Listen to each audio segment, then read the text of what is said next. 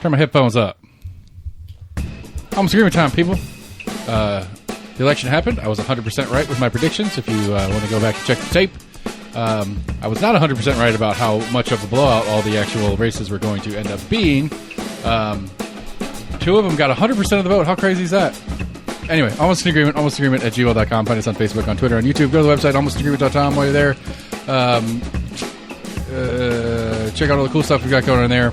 Go to your favorite podcast provider, like, share, friend, follow, all those cool things.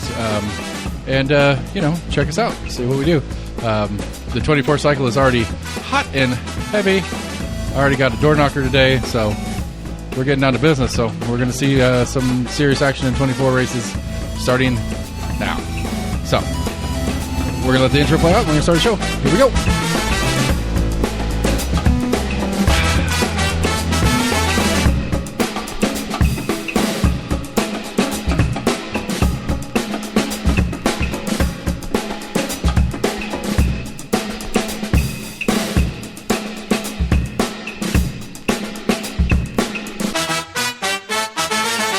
Hey, buddy. Hey. What's up with ya? Oh, not much. What's new? Nothing new. Nothing new. Nothing's ever new. I know. Yeah, so Garrett Holt, that handsome bastard, knocked on my door this evening, and we chatted a little bit, and he was like, yeah, I was coming down the street, and I was looking at, like, he's got some app on his phone, and he kind of showed it to me. I didn't quite catch the name of the app, but, like, it's a targeted door knocking that he's doing for now, at least. It tells him what... Yeah, it tells him, like it's... it's a database. It's like, Republican primary / swing voters, which, essentially is people that he's going to need in order to win the race. So go ahead and start talking to him. And so that's what he did. He's running for District 4 for County Commission. Kyle Ward is stepping out. I mean, for all intents and purposes, Ward has already stepped out. Like, he has missed a couple of, 3 meetings in a row. That whole ethics complaint thing was going on and never really materialized. Apparently that finalized this week. Yeah, I think I heard about that. The guy with the complaint didn't come back with any new evidence or whatever, and so they dropped it. I think that's what I heard as well. But, SEMA has announced her and pulled her petition to run to replace Gloria in the District 89 race. Not 89, 90. 90? Yeah, 90. Since Gloria is running for Senate. And there's a bunch of others. There's a bunch of petitions out already. I think there's this guy named Keith Britt, who he reached out to me like a year ago, said he was running for District 4 County Commission if I wanted him to be on the show. And it's like, oh, let me at least get to past the 23 election cycle before we start worrying about that. Yeah. But, there's a good number of names already pulling petitions. I know Becky Massey is getting primaried, which is a little surprising to me. And she's getting primaried from the right. Becky Massey is not Republican enough for this Republican. Not necessarily that premise is not necessarily surprising in the new age of Republicanism, I guess. That's true. Massey's I don't know. She's she's an institution of the state Senate, and she's still a Duncan, and so we'll see. I'm curious how that's going to go. Because Gina was the further right candidate that lost to Massey or Manis, sort of, and that complicated ass one. But Elaine Davis was certainly the further right candidate in the District 18 race against Janet Testerman in 22. So I could see it theoretically. I don't know. It's interesting because District 18 in the House, which is almost all inside District 6 in the Senate. District 18 is that district that Matt and them keep talking about. That's the most flippable district for Democrats. Yeah. Well, if you have a flippable district and inside of a larger Senate district, then you would think a further right candidate would be harder to get in than a center right candidate when it comes down to it. So we'll see. Like I said, it's going to be an interesting big cycle. We don't have the 8-year crazy like we had last even year cycle with all the judges and county or city or state party membership elections and stuff that are part of it too. So it's not going to be as huge as the last ballot we had for an even cycle, but it's still going to be a pretty big ballot. Don't have a governor, don't have a mayor's race, and so that damages the likely turnout conversation. But on turnout, the city race general had more or less the same turnout as its primary, which is surprising. Most of us were guessing that the general turnout this Tuesday was going to be less than the primary since there was no mayor on that ballot. But the turnout ended up being about even money. 14,000, something like that. Total votes. Yeah. There was a guy I worked with who was trying to say, he said he looked up some polling numbers, and I'm not sure what the hell he was looking at, but he said he was seeing 60%, and I was like, ain't no way we've ever hit 60% of the precincts reporting or something like that, maybe. Maybe, yeah. There's no, yeah. Like I was like, it wouldn't be 60% of registered voters. It wouldn't be 60% of just about anything. Yeah. I was like, we're lucky to break 10 or 15%. Yeah. Like I got into a conversation on a Facebook post. This guy posted, his name's Zeke something. He posted like, good job, way to go city. You're doing things right or something like that. And he was referencing all the candidates who won. And I was like, 11-12% is not a good job. And it's like, I understand that you're happy with who the 11-12% who bothered voted for, because those are the candidates that you like. And that's cool. And not to be, a downer here, but it's pathetic. It's sad. It's irrational and just terrible. It's terrible for the process. It's terrible for those city residents who have to deal with I guess it's their own fault. They didn't vote, so they got to deal with the consequences of who gets the seats because they didn't bother doing it. And theoretically, I think if you had I think that'd be an interesting, I don't know how you could do it, but that'd be an interesting study. I would think if you got in the 70-80% turnout, you probably would have had the same result. Because it's possible. City residents don't like developers.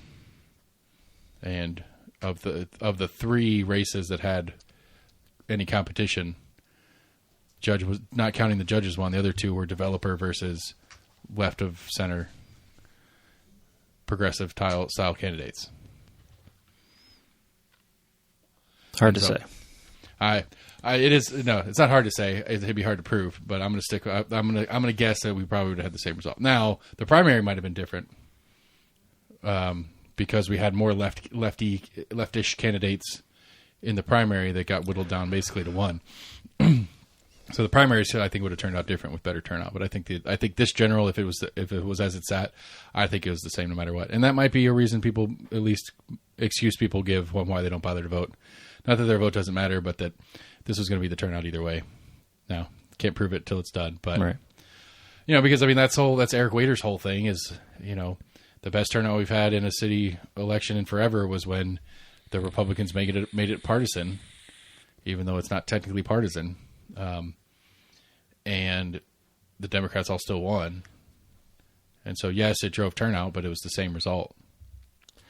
Yeah, but I wonder if them, quote-unquote, making it partisan just added to more flyers going out, etc., that just bumped up some numbers. It wasn't necessarily they decided to make it a partisan race, but it was... Right. They put a little bit more behind in trying to get numbers up and out. I certainly think that the spending on those on all the campaigns went up. The donations went up. Across the board, as far as I think I don't know if you can necessarily make a correlation of it. I agree, because if nothing else, the one irrefutable fact is money doesn't buy elections. Tim Hill outspent everybody by a mile and got trounced by Amelia Parker. It was 20-point range. It was a 60-40-ish. 60 plus to 38 or something like that. Yeah, I still love that Randy wouldn't admit that it takes money to win elections. It's like, no. I'm like, you're crazy. Well, I don't. We'd have to go back and check it because I don't remember exactly the whole conversation. But the gist I got from it was what we're seeing right now is that you can have all the money and it certainly doesn't hurt. Right. Because again, Amelia Parker spent the least out of any candidate who had a contender. I think he framed it in, what does it take to win an election? And I was like, money? Charles Thomas Charles Thomas never had a competitor, so he spent the least out of anybody. Yeah. I think one of the mayor candidates who barely ran, and then that one guy who turned in his petition and decided not to run too late to pull his petition back out. Right. He didn't spend any money. but Amelia didn't spend much in the grand scheme of things. And so, I don't know. It's a test case that money isn't, at least certainly money isn't I'd say it's a top 5 factor, but it's not top 1 or 2. I don't think so. I mean, at least in the city of Knoxville, I think. I know we got some flies in here because we brought all the plants inside. I'm sorry. Sorry. That was hilarious though. So Sam I'm just glad I found it. swatting at a fly and threw his vape across the room. So anyway, in the correlative, maybe not causation, but correlation. The correlation is that at least in the city of Knoxville, money doesn't buy elections. Certainly doesn't hurt. I mean, solely money. No. Right. So that's the question. If it like on a list of top 2 or 3 things, is it on it? Maybe. I would definitely say top 3, in my opinion. I don't know. I mean, I don't know. I'd have to think of what other options can be there. I think, like one of the things that Tim didn't do, he didn't knock doors. He didn't do any of the legwork. Apparently he didn't do anything. I don't think he showed up to about maybe 1 of the forums. And so he was not particularly active as a candidate. His campaign was active, but he personally was not. Right. And so I did see one commercial, I think, of his. He put a bunch of money into Facebook ads. I saw a bunch of Facebook ads, at least early on. I don't know if he pulled that back because he wasn't feeling its effectiveness, but I didn't see him after the primary. But the city met this week with some Nashville and Memphis people about how to handle suing the state, basically, whether or not they want to sue the state over the election law change. The home rule. Oh, Nashville? Yeah, Nashville. So Nashville and Memphis, I don't remember who was like the county clerk or something like that. I can't remember who was attorney general. Again, I don't remember the job titles, but there's a couple of people from the other big cities who have sued the state recently. And like how that process works and how it went. And so it does appear at least that the city is looking into the potential of it. And I think Jesse made a good point on their podcast today because they were talking about it. One of the things to me that makes the argument play, and again, on the base of on the concept of the law change, I agree with the intent. I think it's appropriate. I think if we're going to have districts and we're going to elect districts, then the people in the district should be the one to vote for those people, not the entire city. That doesn't make sense to me, the way they do it. Like, again, like theoretically to me, that means that, well, if the body, city council, represents all of us, right? That's why we all get to vote on it. Right. Well, the Senate represents all of us too, the federal Senate, so we should get to vote for every senator in the country. One, it's illogical and impractical for 1,000 reasons, but just on a functional basis, on a real representative government basis, it doesn't make sense. Because it's supposed to represent the people of the state they represent. I get what you're trying to get at, but I mean, it's functionally the same thing. I'm sorry. The Senate is not, just because the rules of the Senate being 2 per state, regardless of the number of people. It would be that we'd all get to vote for the House of Representatives for every district in the country. That would be more of an apples to apples than the Senate version I just threw together. Yeah, I think it'd be more closer to everyone in the state gets to vote on all the senators, state senators. We do.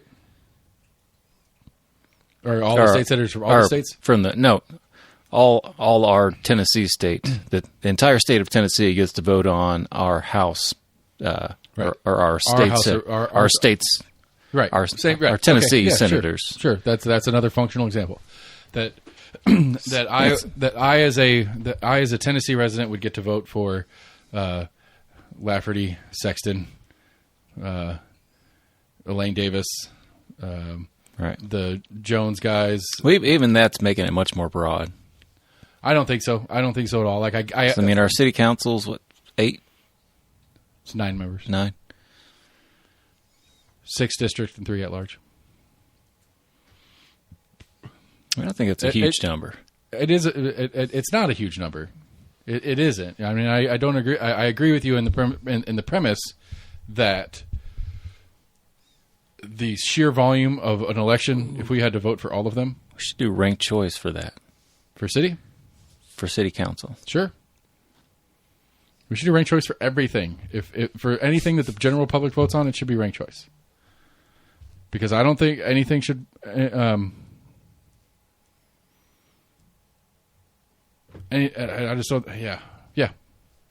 I think anything that one, like, you go through this whole process that we just went through. I don't know that from the primary and general results that we just did with the city, we'd have any difference if we did a ranked choice. But it would have been one election. It would have been significantly cheaper for the election commission to run, so to save the city money. And we may have gotten the same. We most likely would have gotten the same results, because I think your mayor's race, it was, I don't know, there was 4 or 5 candidates in the primary, and if it's a 1, 2, 3, 4, 5, I think Kincannon was going to get more than 50% of the ones anyway, so she already wins that. That race is done. Debbie Helsley, for example, in that race, in the primary, she got like 70% of the vote. And then in the general, she got 71% of the vote. She actually went up.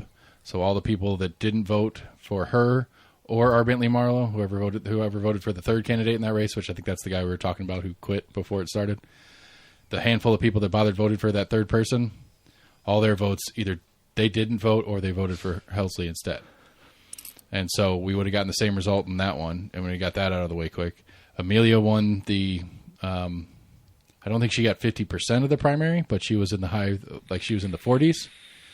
And I would bet that anybody that had best as 1 would have had Amelia as 2, or at least the majority of them, and that would have got Amelia over the 50% mark. That race is done. The judge race would have been probably the same. Actually, yeah, the judge race would have been the same. It would have actually made Rawson look worse, because Rawson only had like 40% of the primary, and the other 3 candidates split the 60%, with Cavanis getting the most of that 60%, but like he got like 25, 30, and then the other 2 had like 15 apiece or something like that. But it seems like the people voting for the judges wanted a new judge. That was the general, like the general appeal was they wanted not Rawson again. And so anybody who had Mary Ward and whatever the other one was as their 1 would have had the other one and Cavanis as their 2s and 3s, and Rawson would have been their 4s. And so as it cycled down in ranked choice. So I think we would have gotten the same result in half the time, and with a lot less money spent by the election commission. Theoretically, a lot less money collected and spent by the candidates. And I don't think I think everything comes out the same. But I think we as a populace would be, well, all 10% of us that bothered to vote would be just as happy with the results. And I think we would be pleased that it didn't take as much energy and effort, 2 runs to two runs to vote and get it out of the way. I think people would have liked that. Just using this one as an example. Yeah. But so anyway, the city is looking into the potential of suing the state to say, hey, we're a home rule charter. We get to pick how we do our stuff, and this is how we want to do our stuff. Now, to me, if the city really believed in it, they would have put a ballot on. They would have put a ballot initiative in and put it on this ballot that said, due to the state law, we are going to have to change this to this other style of voting. Do you want us to do that? Not do you want us to sue the state, but do you want us to change to district style voting? Because if they did it and the city overwhelmingly voted no, we want to leave it the way it is, then you have another level of at least political ammunition to go win your lawsuit against the state. Be like, look, not only are we home rule and we're allowed to set this up the way we want to, but we had a confirming vote from our populace on an election saying that they don't want to change it this way. Stay out of our business. Right. Now, I would think, realistically, that they would have lost that vote. I think people want districted. I think they would prefer districted races because I think it's correct. I think most people agree that that's correct. Because I know the city councilors want districted races in responsibility's sake, at least. Because a couple of the city councilors that I've been talking to about some of the stuff that I'm working on down at Central, because the city votes for them. The whole city votes for them, so they represent the whole city, right? Sure. Well, a lot of the emails I get in response when I'm asking them for help with X, Y, or Z, they say, talk to Lauren Ryder, she's your rep. And it's like, well, yes, my business is in Lauren Ryder's district, but I'm asking for something for the city to do, not just Lauren Ryder to do. All right. If you're going to tell me, I don't know, it seems incongruent, I guess is the word I want to use, to me, that if you're going to say the city as a whole should vote on us, then you should respond to the city the same, whether they're in your district or not. I agree. And so, again, I think, because if it was the other way, honestly, like if I didn't do this and didn't know this little wrinkle of the way the city of Knoxville government worked, I wouldn't have bothered asking what else. I would have done everything through Lauren because she is the rep who represents the district that my business is in. But since the city does it this way, is why I went and talked to other ones. Right. Districted ones too, and a couple of at-larges, but like specifically the district ones are all pushing. Anybody who has a, if it's person blah blah blah district X, they say go to Lauren. If it's an at-large, they'll deal. They'll kind of give me this, that, and the other. But the districted reps just push me to Lauren, which makes me think they feel like they're districted, and that they're responsible for their district and not as much of the rest of the city. Oh, you responded back like I understand you're. Yeah, my response was districted, but right. My response was I understand what you're saying. I get what you mean by that, but your vote on the council. What I'm asking for is not just for me.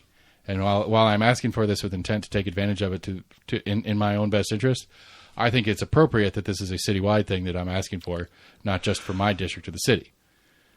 Because I want this to be a net positive for the city. What I'm asking them to do is to expand the ability for businesses to do stuff on public streets and sidewalks and stuff directly connected to them citywide. Like I want, whether it's out here on North Shore, well, North Shore is different because it's a state road and you'd have to get state permission to shut the road down proper. But if, a business on North Shore wanted to do something where they use some of that public space as an event or something like that, that they could use it more freely and more easily to help promote that section of the city. That what I'm asking for is them, like, they'll let me shut Central down. They'll let me do some of the parts and pieces, but the total picture, I need to have a permission that they only have. There's a carve out in the city code that lets downtown proper and Old City do a handful of things that the rest of the city can't. And that was put in, and it's called the CBID. It's the Central Business Investment District. And it was carved out to help get downtown Knoxville into not a ghost town after 5 p.m. and to get the Old City, as an actual nightlife part of the town again. Like that was the intent. And I'm like, that's a great intent. Perfectly fine with that. I would like that energy spent on my part of town. I would like you to spend some of that energy on some of these other parts of town that are growing really fast. Sevier Avenue down there on the south side, District 1, Tommy Smith. That would be a great place that I think would take advantage of having some of the ability to do some of the things that Gay Street and Jackson and Central do in the Old City. I think that is a part of town that could take advantage of that. Do really good things, really cool stuff, really cool community events where everybody can come down there and have a good time and take advantage of some of the abilities that you can do inside this special district outside of downtown proper. And that's what I asked them to do. And, that's not my district, so deal with your person in your district. It's like, I'm not asking you for my district. I'm asking you for a citywide thing. Right. But yes, I intend to use this in my district, but I'm asking for a citywide adjustment because I just on a philosophical level, I'm not going to ask the city for them to do something for me as a business owner in the city.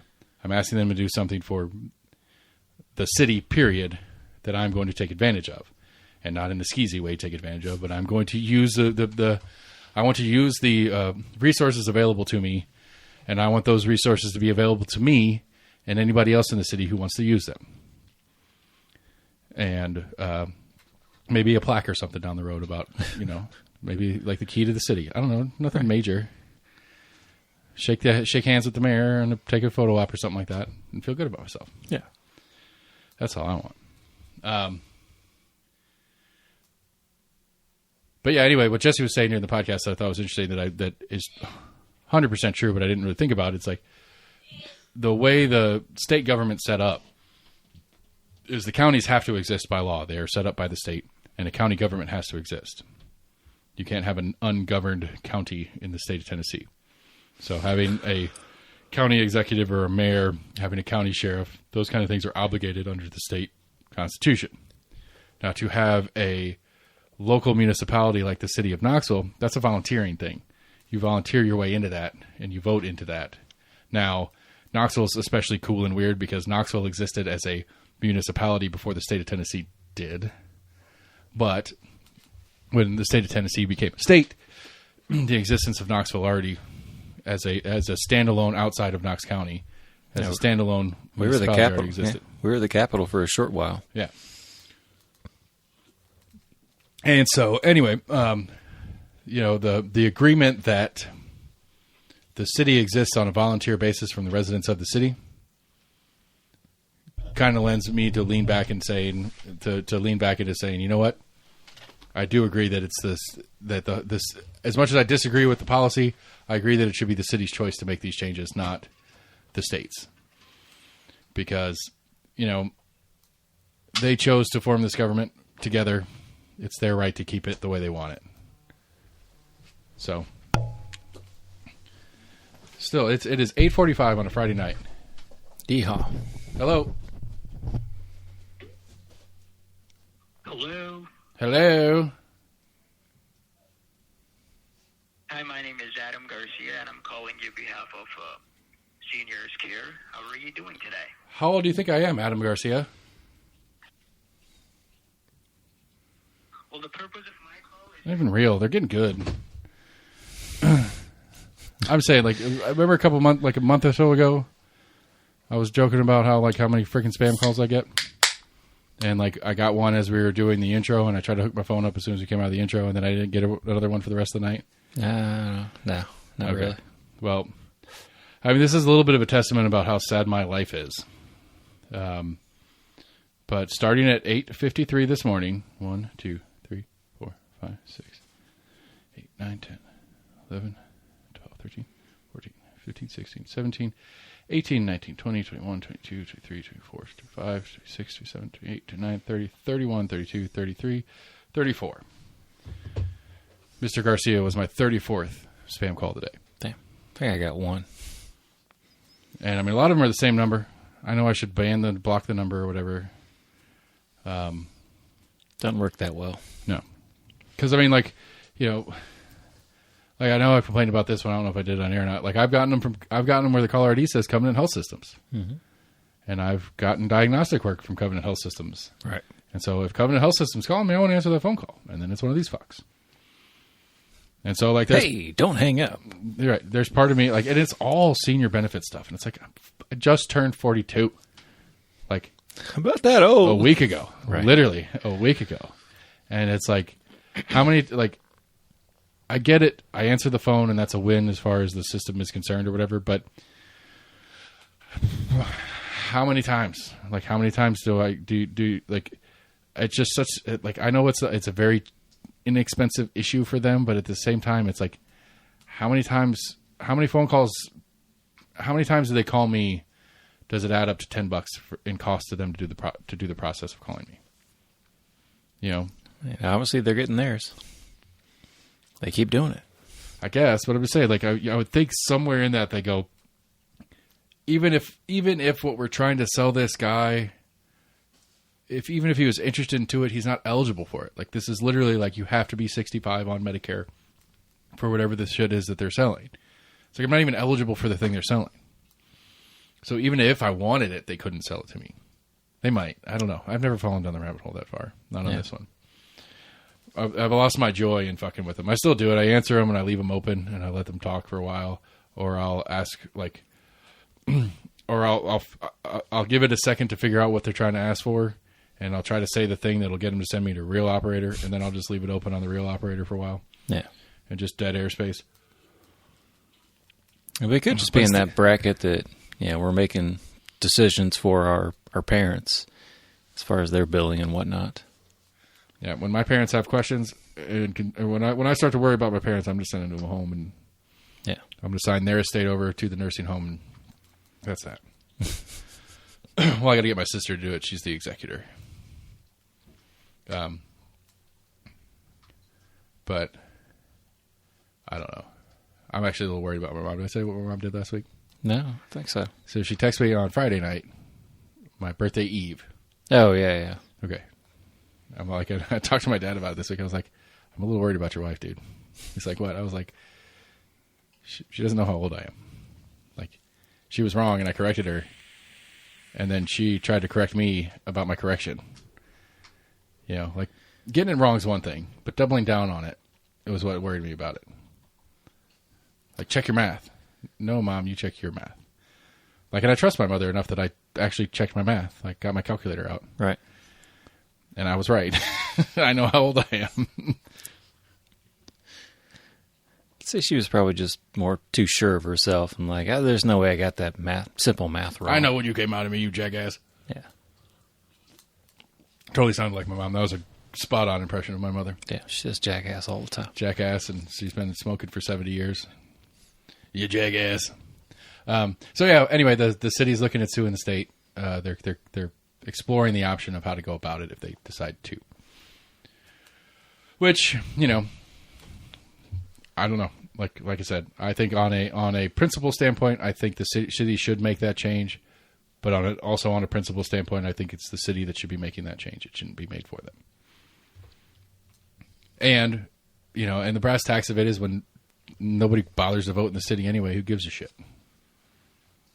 You know, it's not like 60,000 more people would vote if it was districted elections or something like that. Oh, I'm actually going to care now because I get to vote for my representative, not all these weird fucks. It's less. I can pay attention to less crap. But it might actually upturn out a little bit because it's more targeted. Because certainly the candidates can be more targeted because they can go just inside their district, and they're not huge districts. Like, you could spend a couple of weeks and knock on every residential house in your own district in the city. But to do the entire city, that'd be months. Yeah. What else do we have going on? To read the story, but Knox News had something on AMR being like $1 billion in debt or something going into this. Yeah, there was some talk about. So there again, I'm still a little confused on the whole timeline of voting on it or whatever, because we were talking about it last week, where a number of commissioners were kind of like pushing back on the contract that was already potentially penciled in and agreed on. But yeah, that new debt one was a little bit concerning, apparently. And so they pushed it back so in their December meeting, they're going to vote on it again and maybe get some answers to their questions before then.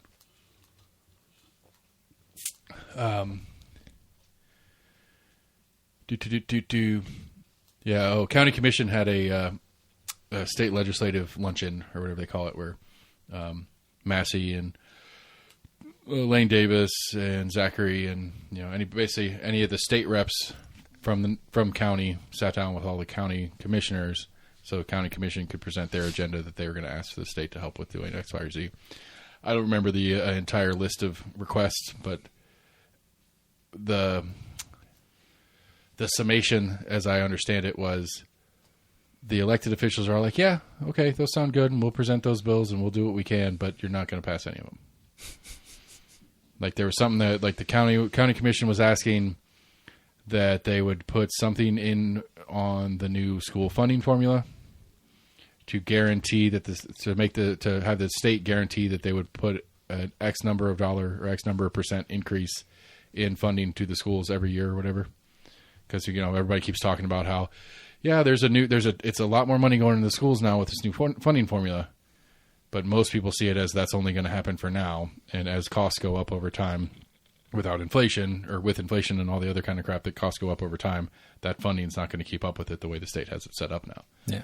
And so basically what this county was asking for is like, well, hey, we really like this new formula, but can we put something in that makes sure that number goes up every year no matter what, so that we don't end up having to make up the difference with our guaranteed minimum spend or whatever it is that the county already has. There was some kind of funding, like graph or something that was released by the state with a new school funding program. We'll have to look that up. It wasn't full information, but it was part information that you can at least start looking at it. Wonder if that's in response to the state talking about refusing those federal funds. I don't think so, but it's possible. I don't know. There was some pillow talk at the county commission or at the school board meeting too. We'll go back to that in a minute.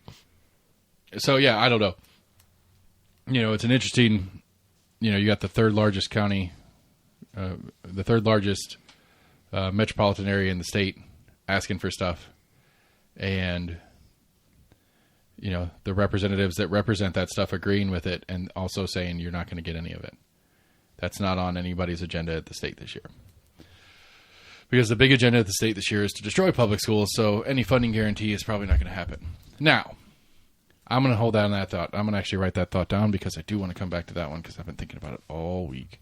And I don't know. Somebody's going to have to look into it and do the math for me. Looking at you, Jennifer Owen. School fund better. Okay. Hopefully that note reminds me here in a minute when I come back to it.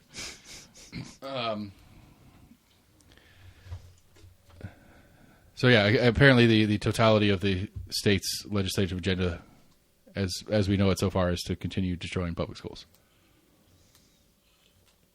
which we went at length at last week, if you recall. What do you got going over there?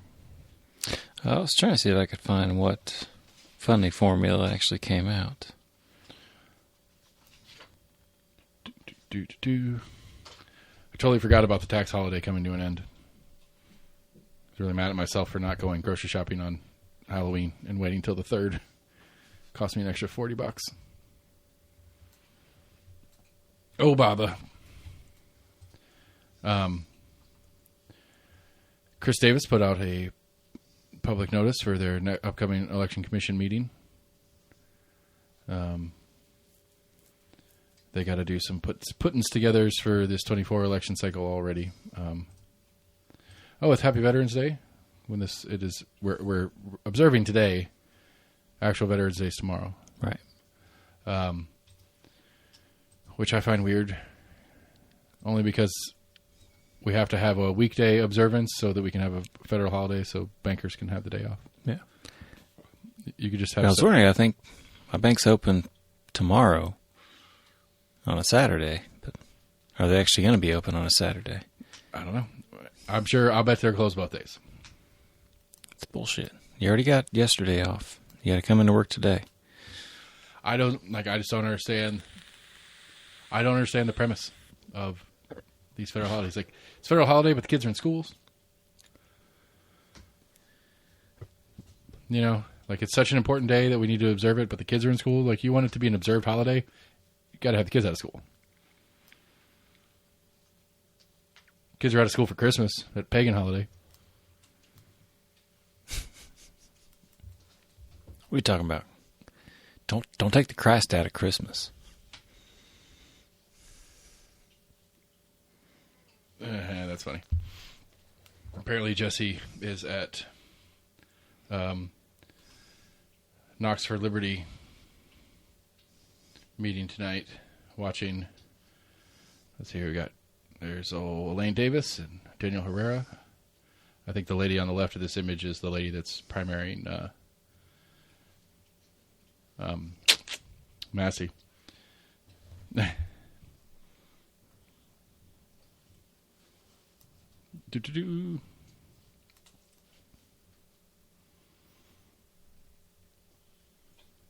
Wow, great airtime, people. All right, so I'm going to go to the thing before I forget it.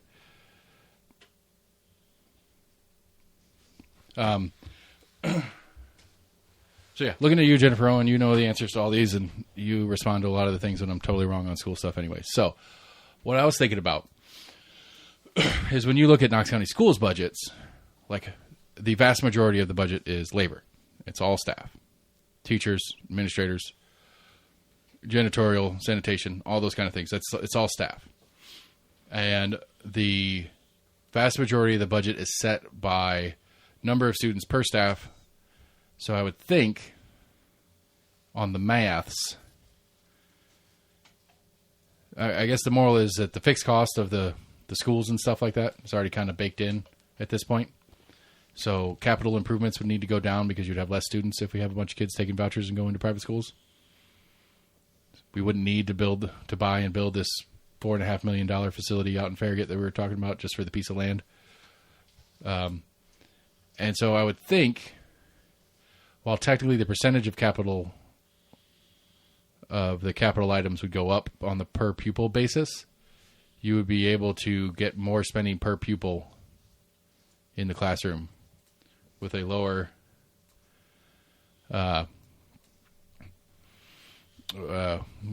number of students in the system at whole. I don't know. Like I said, I got to figure out how to do the math on that. I was curious about it.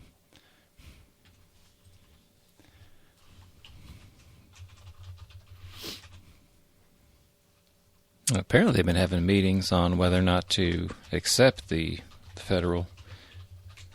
Sounds like they may have some kind of exploratory committee or something going on. They're trying to figure out if, like, what will happen if they refuse the federal money. It's what strings are attached, and if are we better off without those strings? Again, that's one that I get back and forth on, because it's like on a philosophical level, sure, I would love to have less federal control over things that we do in the state. But on a practical level, I don't know. That they've. I don't know what the school systems will lose by refusing the federal money, because it's not that much. It's like $50 million or something like that, which is really not that much. It's like $2 a student across the state or some shit like that. I don't know how many kids we have in the schools statewide. But what do you got? So you got a graph? Send it to me. I'll put it on the big screen. No, I haven't found it yet. No. So I thought there was something released just a couple days ago. That's what I was trying to find. On the school budgets? On the state school budgets? Like how they create the budgets? I think it was how it was getting split up. I don't think it wasn't the full release of how funding was going to be, but it was at least, part of. Yeah. I don't know. I don't know. Yeah, I can't find it. So, it's a school stuff. Yeah. So there is a Knoxville chapter of Moms for Liberty, which is at least nationally is pretty aggressive. We'll say parents group, whom have been accused of being book banners and the like. Right. Which I don't know. I get where I was talking to Jesse and Scott about it today because I was curious what their thoughts on it were. I guess Jesse's definition is that banning books is a spectrum, where I'm more of an absolutist of the term. It's like if we're banning a book, to me, the term ban means that you make it illegal to exist or illegal to own or read or whatever. Where Jesse's definition, and I get it, and I think you would share Jesse's definition, is that there's levels to banning books. If you're banning it from the classroom, if you're banning it from the libraries in the school, if you're banning it from the public library, if you're banning it for sale at a bookstore, those are all bans. It's just, there's a difference between, like I guess to be in the rhetorical conversation about it, I always leap to when I hear the term banning books, I think banning from existence. Right. Where the spectrum of banning books can go from, okay, well this book is banned for elementary schoolers. The public school system can use this book, but not in the elementary schools. It has to be middle or high because it's a little bit too. It's not age appropriate for elementary kids. That would be one level of book banning. And then, it's not allowed in the school system at all. That's another level of book banning. And so I guess, I don't know.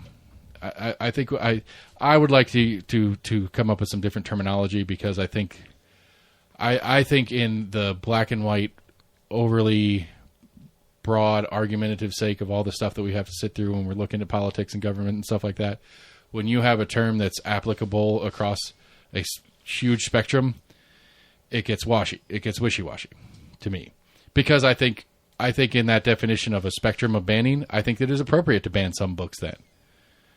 And I don't like to say that phrase. That phrase doesn't feel comfortable coming out of my mouth. But I certainly don't think that, I don't know, Catcher, or I don't even know. I'm not even up to date on what books are bannable and arguable. I want to say Catcher in the Rye. Catcher in the Rye shouldn't be in a third grade classroom. I don't think it's that kind of graphic, but whatever. You know, I think it'd be appropriate to ban that book from elementary school kids in Knox County schools. Right. But to me, to say the word, I think we should ban a book, I don't like that phrase. I think we should restrict that book from the elementary kids in the school system. That feels a little better to me, because I think it's appropriate. I don't know about the specific book. I'm just saying, I think we can. I think both sides kind of lean into just that term banning. Right. Because I think, I think the left or the anti-Moms for Liberty style people lean into the term to make it sound grosser than it is. And not to say that it isn't gross in the reality level, it might still be gross. I don't know. There's a whole list of books that they have, and I haven't read most of those books, so I don't really know the references. That's the problem with it. Apparently, they read a chapter, or one of them read it at the school board meeting, read a couple paragraphs of one. Yeah. Apparently, I don't know what the whole book's about, but apparently part of the book is this girl gets,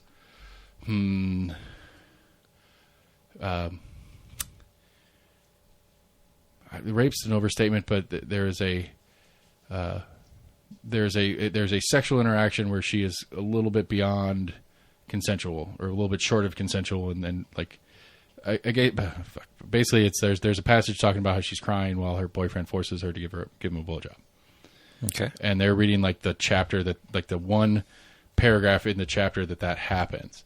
And is this appropriate for our kids in school? It's well, in the context, it's talking about, this is shit that happens to high school kids. And it's not a bad thing to have them have a reference to be no, that's not okay. The book says that at the time she didn't know what to do. She was scared, blah, blah, blah. But as you get further into the book, it's she grows as an individual and realized that was not a situation that was appropriate. She realizes that she put herself in danger, but also he did something inappropriate in his part of it. It's a whole thing about her realizing and understanding how relationship works and stuff like that. So as a theme, it's a more, not positive per se, but it's a more appropriate for high school age kids who will be in situations like that to be hey, this happened to that girl in that book I read. It's not appropriate. I'm not doing that, or something like that. I mean, right. Theoretically. And so, so where the left is going to use the ban as to make them sound as evil as possible, they're using a very sexual passage from a book to make the whole book sound terrible. And so it's this game of letting the audience's imagination fill in the blank spots. Yeah. And you just use this book's just all about sexual happenings. You use the most generic terms that push people towards the worst version possible to let people's imagination fill in the blanks. And so I'm agreeing with you in the sense that I think the left throws the term about the Republicans want to ban books, while it's accurate in Jesse's definition, at least, of the book banning conversation. It's also a little bit broad in the sense that, maybe I don't know. I didn't go to this meeting. I'm pretty sure this Moms for Liberty lady was this shouldn't be in our schools anywhere. But I don't think it should be in elementary school. I don't think a fourth grader needs to be reading that shit. I think that's quite age appropriate. So I think that book should be banned for elementary schools. But I'm not a book banner. Right. I just think it's not I think it's okay, especially in our public school system, where the public has input on what the schools should and shouldn't be doing, that can say, I don't think that book's appropriate for kids. I don't think that book was appropriate for my kids. And maybe as a statewide, we should do something about maybe not having that book in their faces. Right. I'm not saying I agree or disagree with that, but I can get behind the argument. All right, but I think for the most part, there's already that classification put into that. I'm sure that book is not considered. I'm sure it's considered a young adult book or whatever, as far as what's allowable in the school's library versus even just the public library. You have, pretty sure there are public library kind of boards that decide, how they're going to classify a certain book. Right. And again, I don't know the details on the example we're discussing. All right. Because I don't know. Because I'm sure there are people that would say any kid that wants to read it, that has the capability of reading the words, should be able to have access to that book.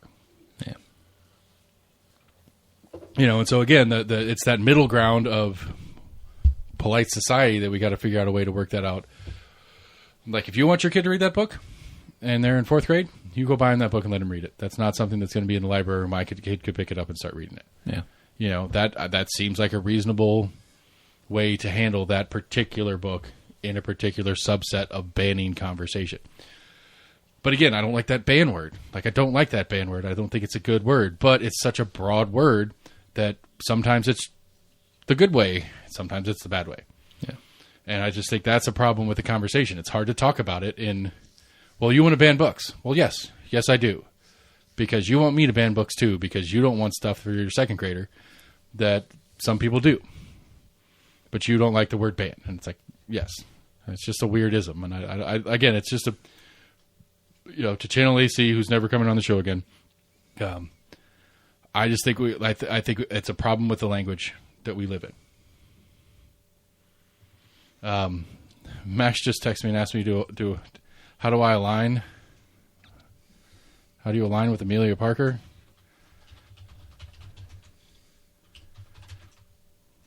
It's an odd question. I mean, I don't know. I don't know.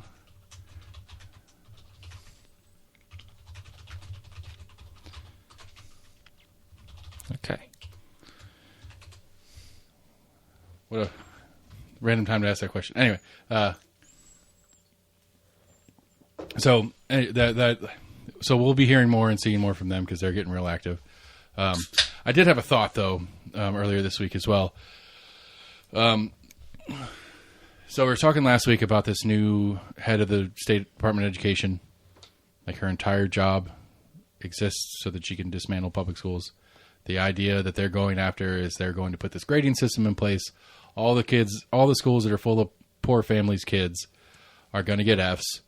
And so the strategy from this school privatization group is to get the poor families into using the private schools and the voucher system, because it's going to be an easier sell for them than it is going to be for the people that go to, Farragut and are happy with their school. It's going to be easier for the poor families who aren't happy with their school, especially when the state tells them their school sucks, to get out. And so I've been thinking about that a lot. In everything we talked about last week, as far as how to me, what is the inherent issue with public school systems? I think there is an inherent problem. They're going to sell a politics agenda into schools no matter what we do, and whether that's a good thing or not, and that kind of stuff. I lost my train of thought. I really was excited where I was going with this, and I lost it. I was trying to ramble my way back into where my brain was. Damn. Comes and goes. It does. I have problems.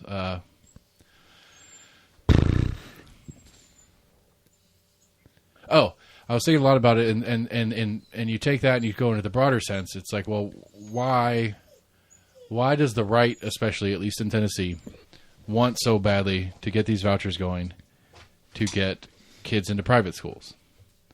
And I think a good chunk of that is some Judeo-Christian Americanism,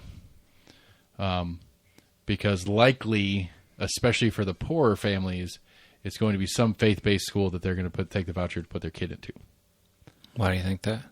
Because at least in Tennessee so far, I mean, what are the private schools? What's available? What are the private schools in Knox County? Webb. Emerald Youth, which is, I think, Episcopalian affiliated or something like that. Not sure. But the handful that are already here are Christian private schools. Sacred Heart over there on North Shore. Huge. Lower ed, they don't do high school. Right. They do elementary and maybe middle. Yeah. They at least do elementary. Huge private elementary school. And so And at least as I've been told on some of the different funding bills and stuff like that, again, especially the faith-based schools, private schools in general don't have to follow as many of the rules as far as standards and all that kind of crap. And so the broader idea being, and I don't know, like this may be giving them too much credit for being smarter than they actually are, but the idea that came to me was is this some long game to win elections? Because at least in theory, Christian Americans tend to vote more right. And so if you get a generation of kids that goes through Christian schooling, at least as a percentage, they're likely to be a little bit more, they're likely to come out of school with a few more Christians than they would going through the public system. It's possible. That's a really long game, though. I know. That's why I don't know if I give them, I might be giving them too much credit for being smart enough to play that long of a game. But I don't think so. I mean, I don't think maybe they're thinking of it in those terms. I think they're thinking of it as they want a more homogeneous society. If we all believe in the same things and worship the same things, we should get along better. We should agree more. We shouldn't fight as much because we believe in the same God. We believe in the same rules for life that the book tells us to. Then it should be a more polite society as a result. Right. I mean, yeah, there's a good chunk of society that believes that the ills and woes that we have in society are due to the lack of God. Right. Yeah. Again, I think that's probably more true of the intent of what they're trying to do, is they're trying to make a society that believes in God again because they think that's going to fix things. But I also think that if anybody's smart there, because I can't be the first person who had this thought that this is an intentional long game to win elections. Because you're already in a red state that you have a hard time Democrats have a hard time winning, period, in this state. So, but pump out more kids graduating from high school, graduating from Christian schools, more kids growing up in Christian. So as far as like solidifying, is that your kind of thought? I mean, that's only like that. Yeah, not solidifying, just like I don't know, setting the foundation for Tennessee being a forever red state. Not that fucking means anything, because red, it'll stay red, but the tone will change over time no matter what we do because of the way the parties work. But it doesn't matter. Like if that's the core belief system that the majority of the state has, that part of core values will go into government and get recycled in the state if it gets that way. Core Christian values beget more things that push core Christian values, beget more core Christian values, beget. Beget. Right. And so like all the other political, social issues that are going on around it are a moot point because you're going to keep winning and you can keep making the laws follow those kind of things. Because, everybody thinks the same way, and so they vote the same way, and so the same people win, and so the people that win get to make the changes that make it easier for the people that look and vote and act like them to do what they want to do with their lives and repeat and repeat and repeat. I don't know. Seems like a pretty long game gamble for a not a guaranteed kind of win. Oh, but I mean, what's the loss if they lose their gamble? I mean, I guess if they win more than not, it's worth it to them. Right. They're already winning. I mean, the loss would be, I mean, the gamble to me is that this is so outrageous in the short term that we would have to see some major shifts in the state government in the next couple of cycles because people are so outraged at what they're doing. Well, I mean, how much money they've put into this whole thing. As far as, even just a couple of years ago, just, probably planting the seeds of charter schools and whatnot. I mean, I think there's some of this stuff that's been around for decades. And I think maybe with the solidifying of the supermajority, and we've had 2 Republican governors in a row, that it's getting accelerated. But I think this is stuff that's kind of been at play for a while. I think this, the core premise of the idea has been at play probably since like the 60s. But we had that cultural revolution that threw that whole thing out of whack, and they had to kind of start over. Charter schools? Yeah, maybe not charter schools, whatever, but a more homogeneous Christian-centric America. I think that's been a thing for a long time. It's gone through its phases. But I think there's been a core set that's been pushing that continuously. I mean, there was forever. a big push around, the 50s, kind of going into the 60s with like the Cold War and anti-communism. Right. And then, right. I mean, that and was- then we had the counterculture revolution.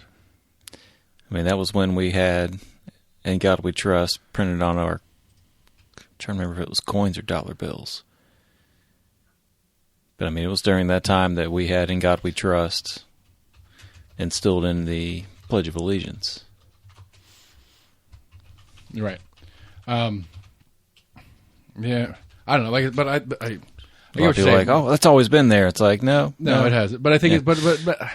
but I think it's always. Not that the phrasing on the bills have always been there, but I think that underlying. Yeah, I think it was bills that were in the 50s. It was on the coinage, like after the Civil War. But we didn't start putting it on our paper money until the 50s. Because we didn't have that much circulation of it, so not that many people had paper money. No, I'm just kidding. I don't know.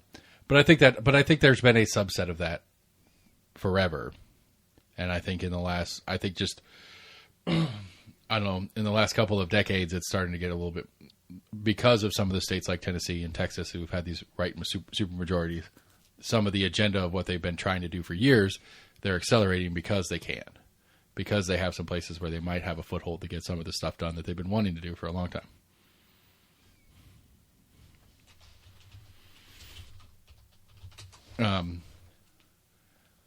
And so, yeah, again, I don't know. I hope that I'm not the first person that came up with the conspiracy theory that I just made up or that I just shared with everybody. Like, I hope I'm not, because I know I joked about giving them credit for being smarter than they are, but somebody in the process has got to make that thought at least has to cross their mind. Maybe that wasn't their intent when they started working on it, but they're like, wait a minute, we'll win more elections this way too. We should push this because not only will, we be the same culturally as all of our neighbors everywhere, but we'll win elections too. We'll keep winning elections. And then it'll be just, I mean, it's what Knox County already is. It's just primary fights for the most part. Whoever wins the primary wins the general. Yeah. We'll see. Max says I should rent a place in the city and run for city council. Yeah.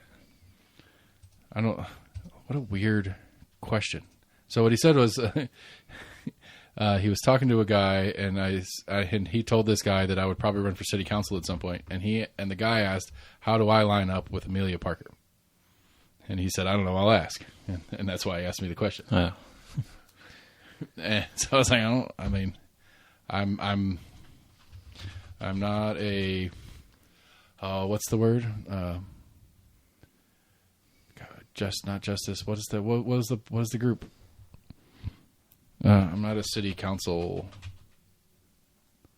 No, not city council. God, what is the name of the? It's basically a party, but it's a city council movement. I don't know.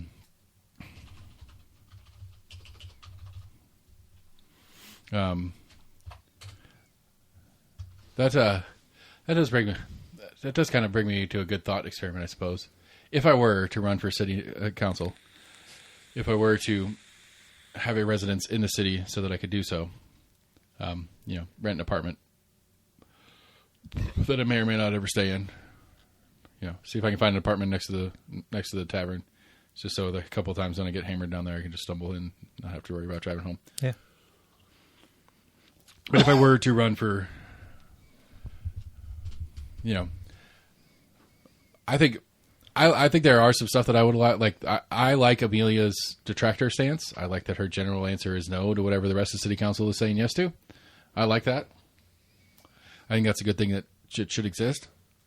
But if I were to run for city, what would be my platform? Like, what would be like the top level stuff? Yeah, no, I would. I don't line up with Amelia at all because I'm not about using tax dollars for a lot of the stuff that she wants to use tax dollars for. I do like some of her stuff. I do like that she is about, these stupid, not stupid, you think are stupid, TIFs and pilots only going to these big companies. Although apparently, City is working on a a couple of things in the housing development department as a way to kind of do some creative non-rent control solutions to keeping rents down, because the city can't do rent control even if they wanted to. Yeah. And so one of the things they're talking about doing is basically giving pilots to apartment complexes to basically say, hey, do the upgrades that you need to make this place better and nicer and livable. We'll give you a pilot to cover the cost. You don't raise rent. Because the only reason they're affordable is because they're shitholes. Yeah.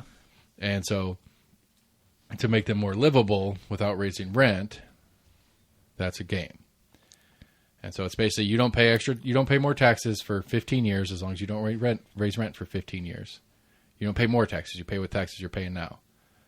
But you don't pay more taxes. So the city doesn't lose money in the game either. They don't make more money, but they don't lose money. And it keeps rents down. And it keeps theoretically it would keep the landlord happy because the landlord's making the money they need to pay the bills and do all the kind of crap they need to do and make the profit they want to make. I don't know. I literally just heard about it today. I need to put more thought into it as far as how I foresee that going long term.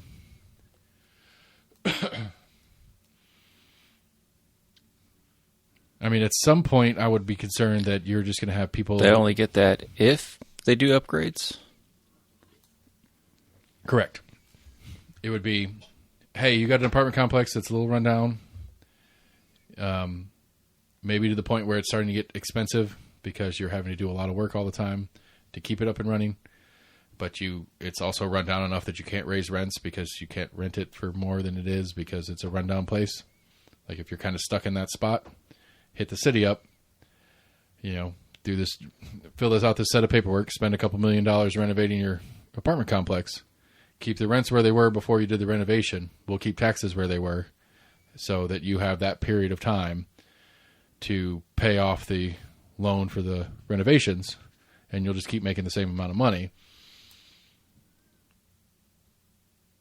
And so your books look good. The tenants have places to stay. The city just loses potential taxes for a period of time. Would their taxes go up if they increase the value of it? Yes. If they did that would be evaluated upon the next assessment would come through and say, okay, well, this was a $5 million property, but they put $10 million of improvement, and now it's a $22 million property, even though the math doesn't add up. That's how assessments end up working. And so you'll get taxed on $22 million asset instead of a $5 million asset for city property tax. Right. Which, I mean, it adds up pretty quick when you get in the millions of dollars in property value. Value would go up just because you put a AC unit in or whatever kind of improvement. Well, I mean, okay, so you're not expanding upon physical property. I don't. Maybe you are, maybe you aren't. But in a very generic term, like you're putting it, I would say. Something like let me answer your question with a question and see if this helps. If you own the property and you put $100,000 into very basic, but new AC units for half the units in your apartment complex, redoing some plumbing, XYZ. You bought this property 15 years ago for $5 million. You've been renting it and doing that stuff. You've got pretty good occupancy and stuff like that. You put a couple $100,000 in it. Would you sell it for the $5 million you bought it for, or would you sell it for more than what you paid for it? More than what I paid for it. I mean, and so that's what I think's weird about the way the assessor's office works. Well, I mean, I would want to try to sell it for more than what I paid for it, but the market is what the market is. Sure. But, I mean, all other things being equal, you would sell it at least for as much as you paid for it and as much as you put into it over the time you were there. All things being equal. Everything else being static. That's what I would want, but there's no guarantee in that. Of course not. But all things being fairly normal, it is very likely that you would sell it for more than you paid for it just because of the passage of time, whether you did anything or not. I mean, I guess I'm trying to think of it more in, your own home here. You add on an AC unit, redo your plumbing, upgrade a whole bunch of stuff inside. Does that automatically increase your property tax? Just because No, because the assessor's office and market don't work the same. That's part of the problem, or part of the confusion to me, too. But theoretically, yes. At least on the market part of the conversation, yes. You should be able to sell it for more because you have a newer AC unit. Like if you go and look at a listing, a lot of times in the listing they say brand new 2-year-old or whatever AC unit. Right. You know, new kitchen countertops, new this, Right. you know, or remodeled this in the last year. Right. Like you put that in the listing, why? Because it's trying to justify what you're asking in your sales price. Now, the assessor's office doesn't exactly work the same way, which I don't really understand that. I really should get... see if I can't get the assessor on my show, because I would really like to understand how they go about figuring out how they assess value, because it's weird, because it's not tied to the market per se, but it's part of the formula. Right. But theoretically, yes, if you do something that is a capital improvement, it should raise the value per the assessor's office. That's part of what the whole point of the permitting process for fucking everything on commercial buildings is anyway. Like I maybe that's I'm sorry, that was I editorialized that part. I don't know if that's the truth or not, but that's my assumption on it. The reason you have to permit fucking everything is so that there is a paper trail for when the assessor comes, looks at your property and says, okay, when this unit when this building changed hands to you from the previous person, you paid X for it. And then in the time you were here, you put a new thing here, you put a new this here, you pulled a permit for this, you pulled a permit for that. And all those different things, at least according to the assessor's office, are going to be value adds to the property. And they're going to say, okay, well, that permit that you pulled for plumbing adds X number of dollars in value. That permit that you had for this adds X number of dollars in value. I think, and again, this is me. This is my opinion, but my opinion is that permitting is as much, if not more, than it is for the safety of the public using a commercial space. I would probably say the top list of it, that the number one item on why you have to permit everything is for the paper trail for the tax office, to make sure that they can get they can get a good assessment on your property, so they can get the right tax value out of you. That's my assertion, not a fact. Maybe a fact, but it's my assertion. I don't know. Because I've seen some of the stuff that they look at when they come do inspections on stuff, and it's not about safety. It's just they come look at it and be like, yep, that's the thing out of here. Sometimes. I'm not saying I'm not saying that safety isn't part of it, but it certainly doesn't feel like the prime motivation for any of it when I've dealt with it. So it depends on who you're dealing with. Well, property assessor's office, they're not looking for safety thing. Well, but again, I think neither are half the inspections office is kind of my point. Anyway, so where do we go off that? Oh, so I don't know. It's an interesting. I think it's an interesting solution. Amelia wants to and has been advocating for the city to build housing, the city to buy property and build housing. For the city to landlord private or do a public housing complex, essentially, which the city has a couple already. So I guess that's not a huge deal to add another property to the mix. Right. But that's a solution. The solution is let the city and county pay for housing and sell and rent it at a discount to people who can't afford it, which is a reasonable solution. I don't know that I agree with it as a solution, but I understand the premise of it. Another way to keep places affordable would be to cap rent, which you cannot do in the state of Tennessee by law. So, I don't know. I think it's an interesting little middle ground attempt to put something together. I just thought of something in the middle of that rant and forgot it. I am really struggling today. I didn't use my alpha brain this morning. I don't do that. Alpha brain.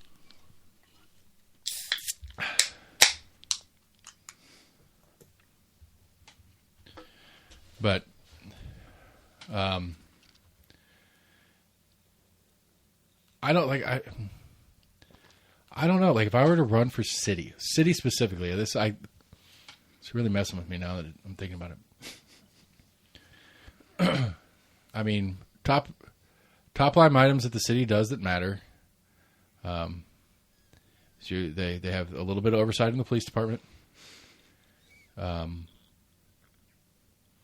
it's land use. And I mean, that's really the tip top of it's land use. It's sitting here, it's letting the planning commission do their recommendation and then the city council voting on it anyway. And so I would be you own it, do what you want, don't kill anybody later. I think that would be my general land use. I don't know. Like I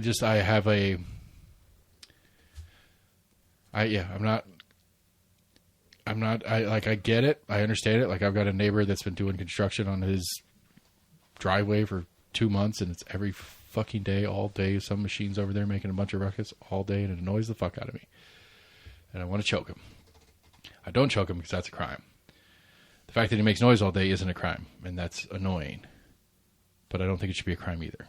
Because at some point, I'm going to be doing work on my house. It's going to take a couple of days or weeks or whatever, and it's going to make a bunch of noise. And he's going to have to deal with it. And so, I don't know.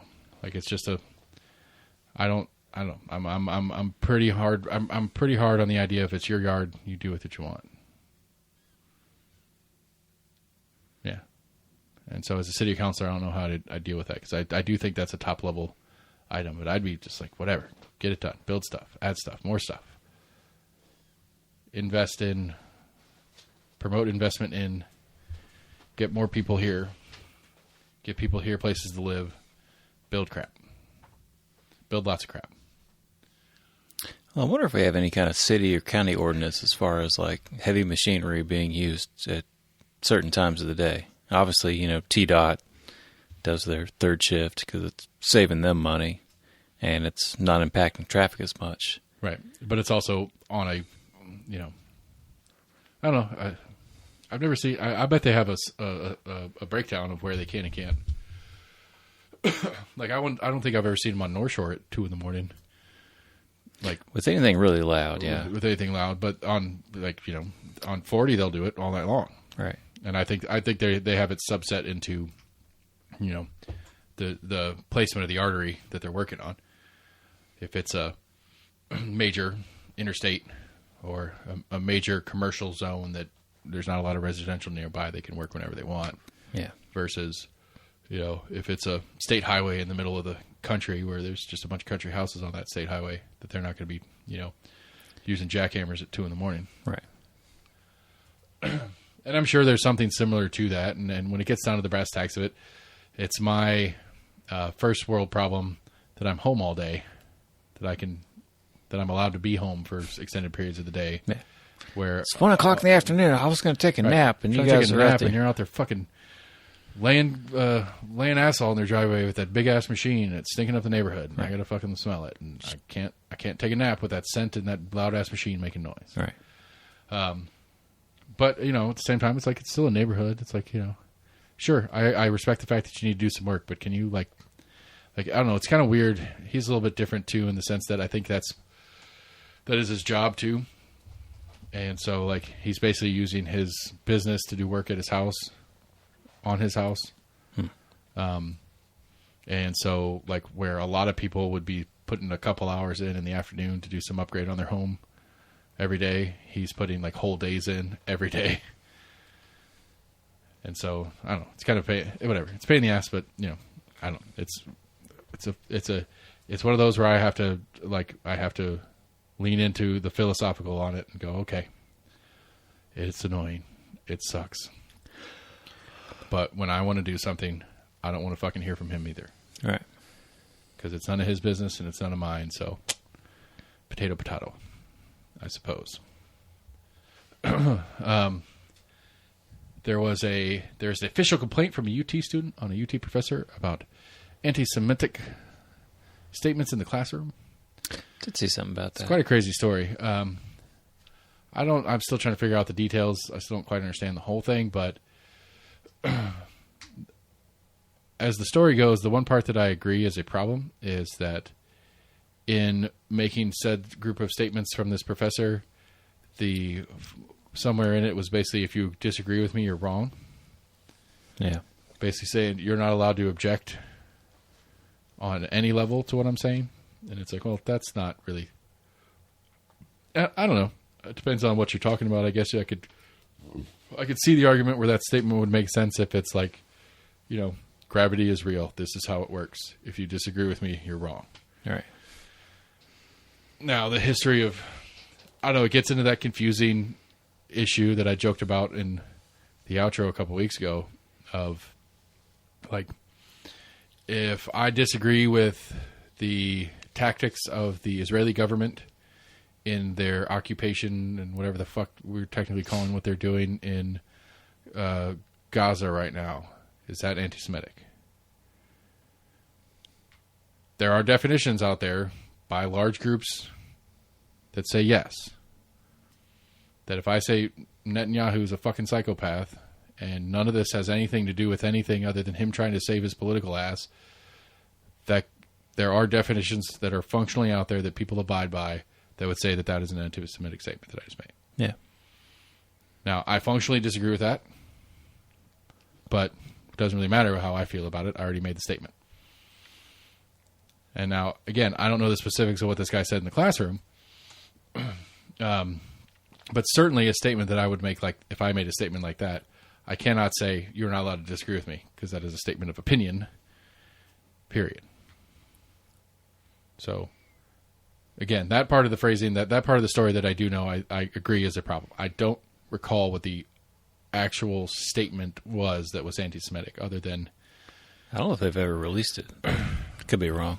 Like, it's kind of fun. Like, this is kind of the neat part about working with Scott and Jesse. It's like, I heard about the story last week before any of it officially kind of broke. And, like, I wanted to bring it up last week in the show, but I was like, I don't have enough to say anything. Like, I don't know enough. I still don't know enough to really say anything.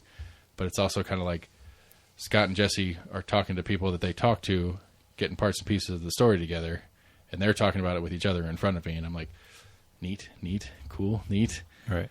I can't talk about this. I just don't, like, I don't know what I'm talking about. I don't have enough information. None of it's verified, blah, blah, blah, blah. Right. But now the story is starting to come out, so I can just giggle about the fact that I knew about it before most people did. Haha. But at least definitionally, it does not break the divisive concepts law that just went onto the books. I know that much. But I still don't quite understand what the actual complaint is, other than A difference of opinions. Yeah. But again, it goes back to that weird, like, part of it to me goes back, like, I guess this is part of the, like, the bias that is built into me, and I know it's built into me, and I try to check it, but I don't check it very well. The bias that's built into me is assuming that the professor said something like that. Something like you know, I as an American especially, should be free. Well, even if I'm actually anti-Semitic, should be free to be anti-Semitic. It shouldn't be a crime to be anti-Semitic. It's a poor life choice, and I'm not. But as long as I am not physically anti-Semitic in the sense that I am out either directly doing harm or advocating for others to do direct harm to Jews, I should be able to say whatever anti-Semitic shit I want. This is America, I think. So that part aside, you know, the idea that that's one of the parts I get really stuck on. And again, the classroom's a little different. Theoretically, they're state employees. Is the government advocating an anti-Semitic stance because an employee of the government is essentially advocating an anti-Semitic stance? That gets complicated. It gets gray area there because that is a weirdism. Like, that's the one exception to the rule of we're in America. You're allowed to be hateful. Government's not. Government employees as individuals are, but in the capacity of their job, are not. And I know that's a very like thin line that I'm trying to draw there, but that's the truth to me. Right. Is that you as a person can be whatever you want to be. You can hate or love whatever you want to love. I don't fucking care. Until your hate or love goes into an action that is criminal, it's your voice. You do what you want with it. You can say whatever you want. I don't care. Like, the idea is crazy to me that anybody would advocate for you not to be able to say it. That's fucking nuts. But if you are saying it under the capacity of your employment, Your employer surely has the right to get rid of you if they don't want that kind of shit at their job. And if the state is the employer, it gets another level complicated. But it's also an educational, this goes back to that whole educational argument. It's like, well, what is the state's opinion of what is morally right matter? And should they be teaching about, they're the ones teaching it. And so it's like, well, if they're the ones teaching it, then they could control the narrative on morals. I don't know if that's a good thing, right? It's a slippery slope. Yeah.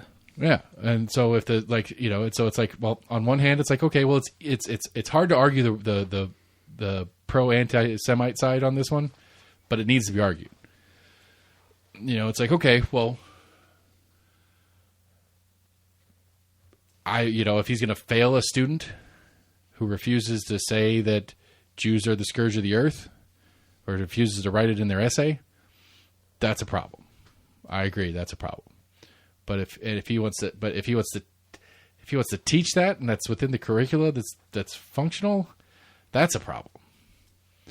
But if it's like a course on religious studies and they're talking about the history of the Jews and the Arabs and all the crazy fucking shit that's been going on in the Middle East forever, you're going to get into some pretty dicey shit. Right. And that professor needs to have some latitude to have some real conversation about the dicey shit. Which, again, the professor, at least on the you're not allowed to disagree with me part, broke that kind of code of education to me. But if the state gets to control the educator by what they're allowed to educate, I have a problem. Like, that's where shit gets fucking gross to me. Because no matter how you slice it, as much as, like, especially the right now, like the liberal hotbeds of higher education, where they're teaching all this woke bullshit to our kids. Like, that's the sale. That's like one of the rallying cries for the right now, is how terrible the universities are at turning our kids into fucking trans, this, that, and the other. All right. And it's like, well, when you have a state like Tennessee, which is Republican controlled, they're going to flex on the state institutions that they can. And one of those state institutions is the flagship university of the state, University of Tennessee. What do you expect? It's going to happen.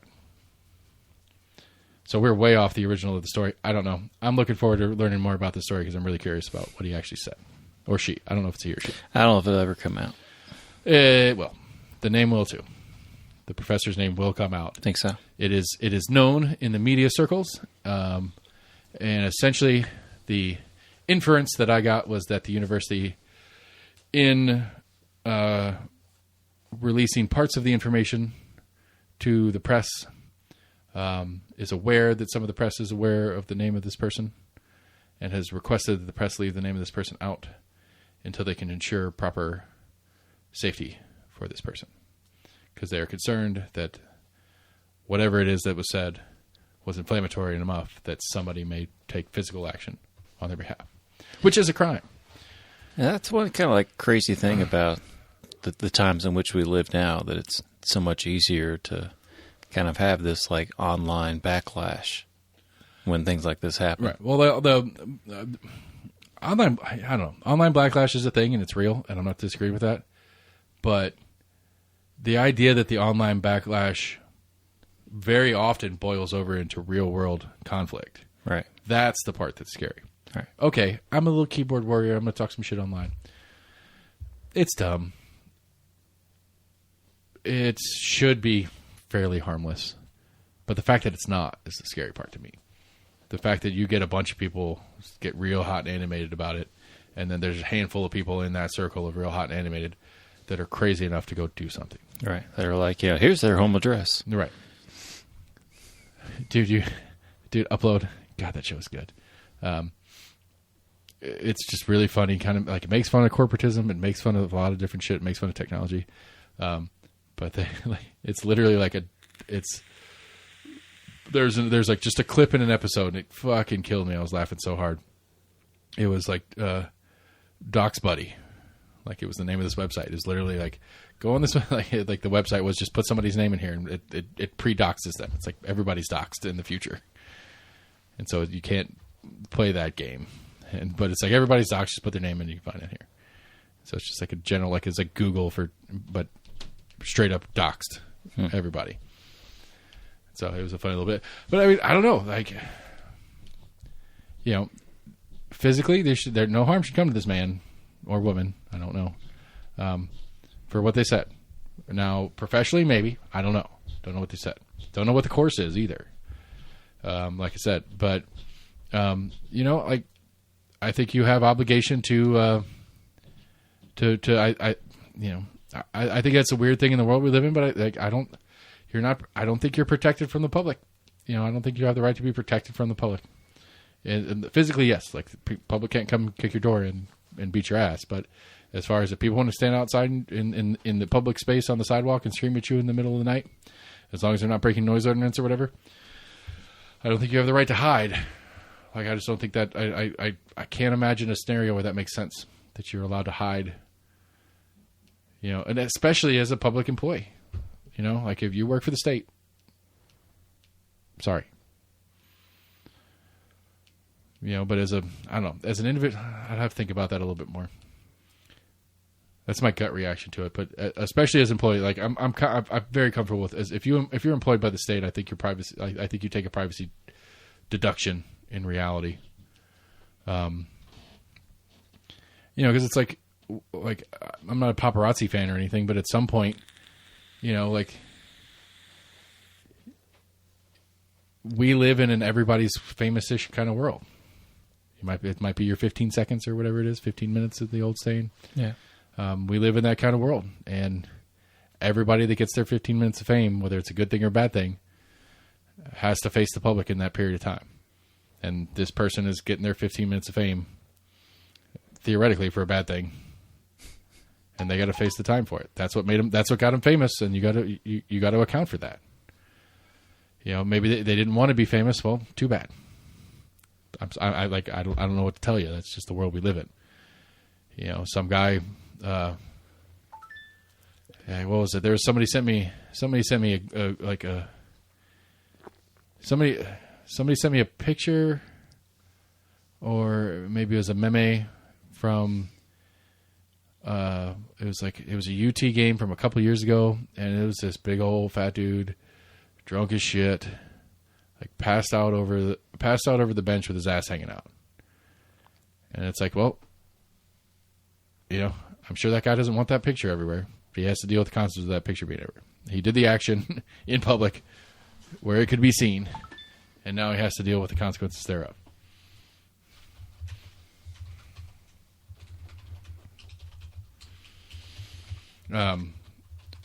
What else we got? Elections are done. Ambulance thing's still getting weird. I don't know. I think I'm running out of stuff. We had a Republican primary debate night before last. Did see that. You watched it? No. Oh. You said you saw it. You saw that it was happening. I get it. I saw that it had happened a couple nights ago. I'm going to tell you a secret. I knew that's what you meant when you said that. Yeah. I just thought it'd be a better response to... I did see something that, like, I guess Trump, I don't know if he was bored or something, that I guess he's already decided he's going to skip the next one as well. I mean, he said that he was skipping all of them in the first place. Right. And there's no point for him to go. Like, one of my favorite... Go ahead. He's like, I don't want to, build them up just by showing up. He's not wrong. He's not wrong. He should be there. Don't get me wrong. Base philosophical level, he should be at a debate. If you're going to run for public office, any public office, if any debate is held on behalf of the campaign process for the office, you should be there. Yeah, I mean, it's like the weirdest thing of like a presidential candidate like not participating in any presidential candidate debates. He'll debate Biden when he gets into the general. I guarantee it. Yeah. Biden will have him. You know, is Kennedy going to be on stage? That'll be fun. I'll watch those. Kennedy, Biden, and Trump on stage together. Yeah, sort of like the past couple of Republicans, they kind of kept like upping the requisite to be eligible for. Both parties have done it. Both parties have done it about the Republican Party more than. What do you mean both parties? What Democratic debate has there been? Oh, you're right. They don't do debates. Right. You're right. Well, they do debates. They just have not done any. Right. I was just wondering what you meant. Like, both sides are doing it. Both sides over the last couple of cycles have changed. Like they have collectively changed debate rules. Oh, okay. Quite often. Like, I mean, post Nader or Perot. Nader, whatever. Post one of them. They upped it. They upped a percentage of in polling that you had to be, because they don't want third party candidates on it. When's the last time you had when's the last time we had a presidential debate with a third party candidate? Perot. Exactly. Now we've had my Libertarian Party, which I'm not a member of, has had some. Like it used to be 5%. If you were polling 5% in national polls, and it was like a specific set of polling, like New York Times or whatever. But if you were polling 5% plus, you could attend the debate. They've upped that to like 10% or 15% now, which as a third party is almost impossible. Now Kennedy's only going to make that. Kennedy's going to break that 15% or whatever it is, because he's at like 21% in a couple of national polls recently. And so, we'll see as an independent. Right? But we'll see if the debates let him in those debates. Right. I don't think we're close to a presidential debate as it is. No, because we haven't done primaries yet. Right. We gotta wait for Super Tuesday. We got till March, April, something like that. Yeah, no, we're a Super Tuesday state. I got it right here. It's the county primaries on the same day, March 5th. Bam. But my point is that there's absolutely no reason Trump should go to these debates. It does nothing for him. It really does nothing for anybody. These debates don't do anything for anybody. I mean, realistically. You would think it's helping the general populace. I mean, hell, as many people are watching the Trump rallies that he's doing against the debates as are watching the debates in the first place. It just happens to do them right at the same time. Yeah. I mean, there's no upside for him, and so why would he go? I mean, I get it. I don't agree with it. He should be there. If they're going to hold him, they should be there. Like, I don't know how to make that a legal thing. Like, I don't know if I necessarily want to say like you lose your eligibility if you don't attend debates, but just as a responsible public official, you should go to debates. You should debate. Yeah. You should have. One of those weird things is like they should, but at the same time, like, well, when it comes down to they voting, don't have like to, and there's no strategy. It's whatever the general public really wants. Right. There's no penalty for not, and there's no upside for. So the strategy is why? Why would we? Now we as the populace could be like, well, if you don't go to debate, we're not going to vote for you. That doesn't seem to be what's coming out in the polling. I mean, someone that lost an election, I would like to think they would have their chance to garner that much more support. But they don't need. That's my point. Is that he doesn't need it. Polling's got him polling has him running away with the Republican nomination. Right, I understand that, but that's not the ultimate goal. It is what it isn't. I mean, I get what you're saying. You're right. The ultimate goal is to win the White House again. Yes, I agree with that, and I can see where you're going for as far as like this would be an opportunity to appeal to the general public or the independent voters who are going to be actually the swing that makes the difference in this whole thing in the process. Anyway, but realistically, all these are internal shit slinging competitions over who's more Republican or not. It's not it's not like Trump ever runs on policy anyway. I mean, this could be his chance to consolidate.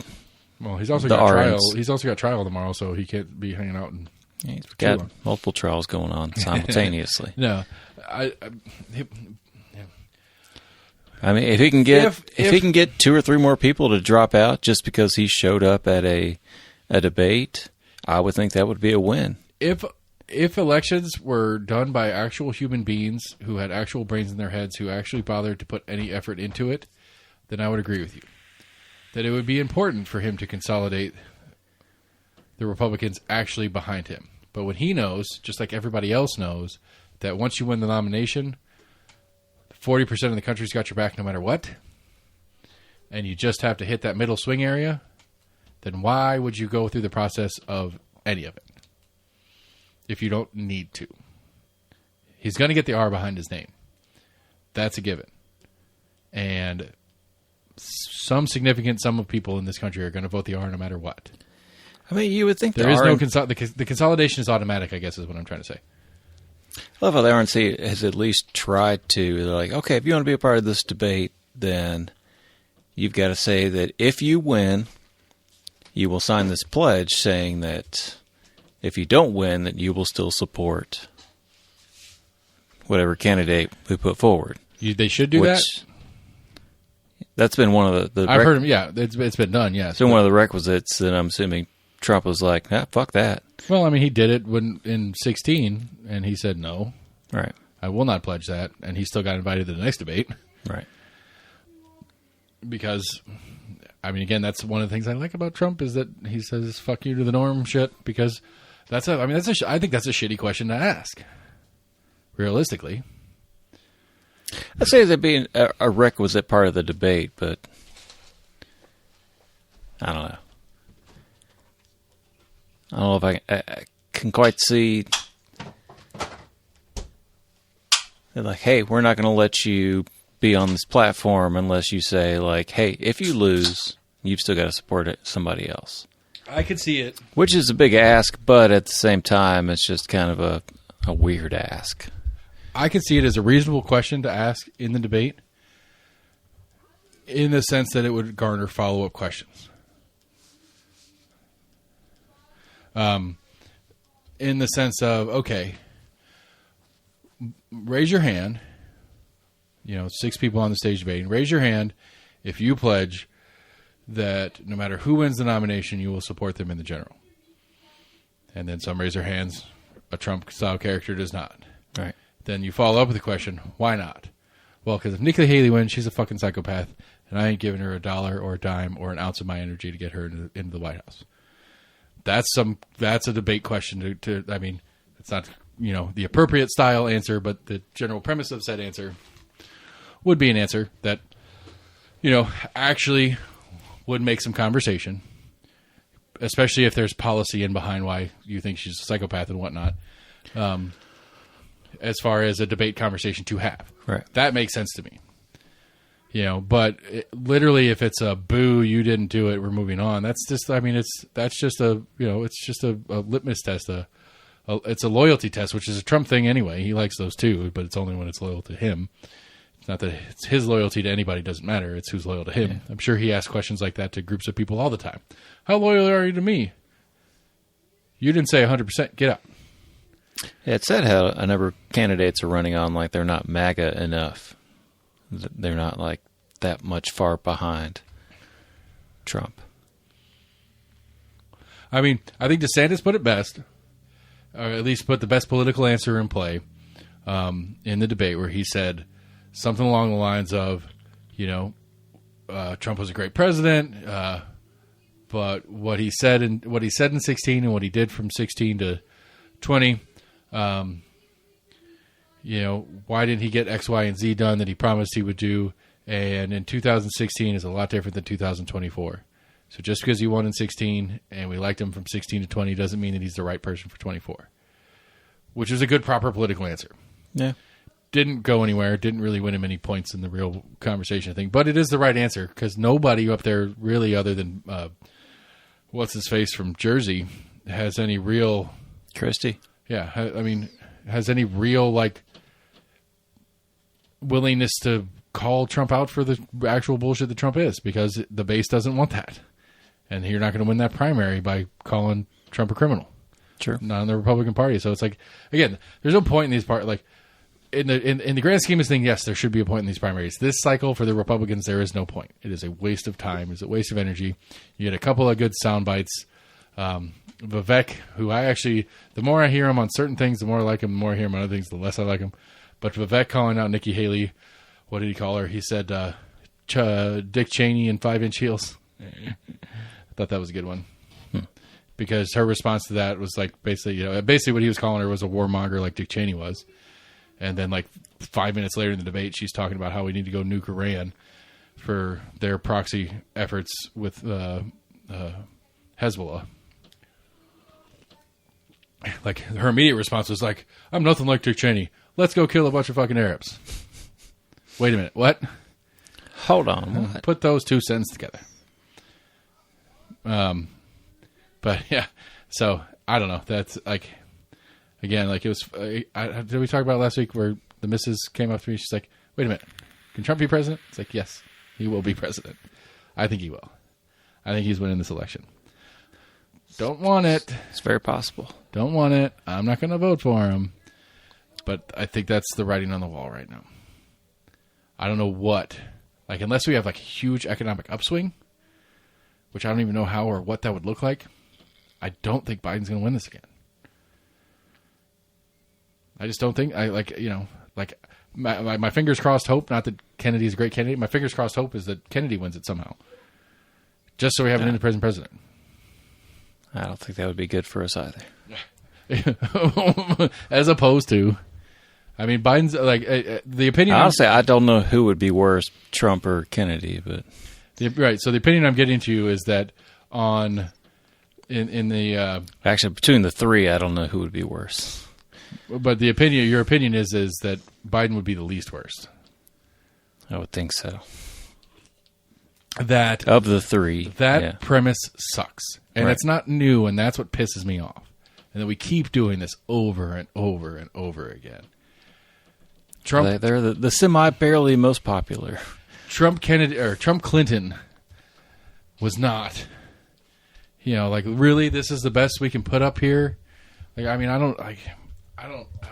don't know. I was a category on Jeopardy yesterday was the next presidential monogram. It was a fun little category. So each clue was a towel with a monogram on it, and then you were to the correct response was those towels come on. What's the monogram on the next towel? So it was like, what's Reagan's middle name? Do you remember? RJR, RMR. I'm sure. I think it was RMR, Ronald Reagan, right? Yeah. Who was after Reagan? Bush. Right, senior. And so it would be, right. So it was GHWB. That was the correct answer, or whatever. HW. Right, B. GHWB. Dad was Herbert Walker. Right, so GHWB. Herbert HWB. There's two H's? Herbert Walker, HWB. It was George Herbert Walker Bush. Was there four? Fuck, sorry. Right, because it wasn't Junior, it was right. George W. Bush and George H.W. Bush. Right. Whew, you had me lost there for a second. Anyway. Now I was making sure I wasn't getting confused. So I was thinking about it, it's like, so you go back in time and you look at least in our lifetime, like,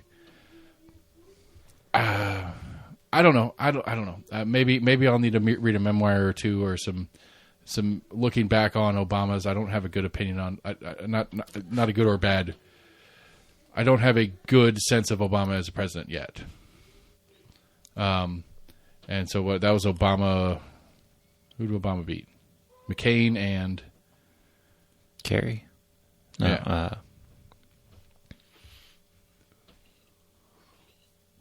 Point is, you go back and look at these matchups, and how many Utah senator Romney, yeah.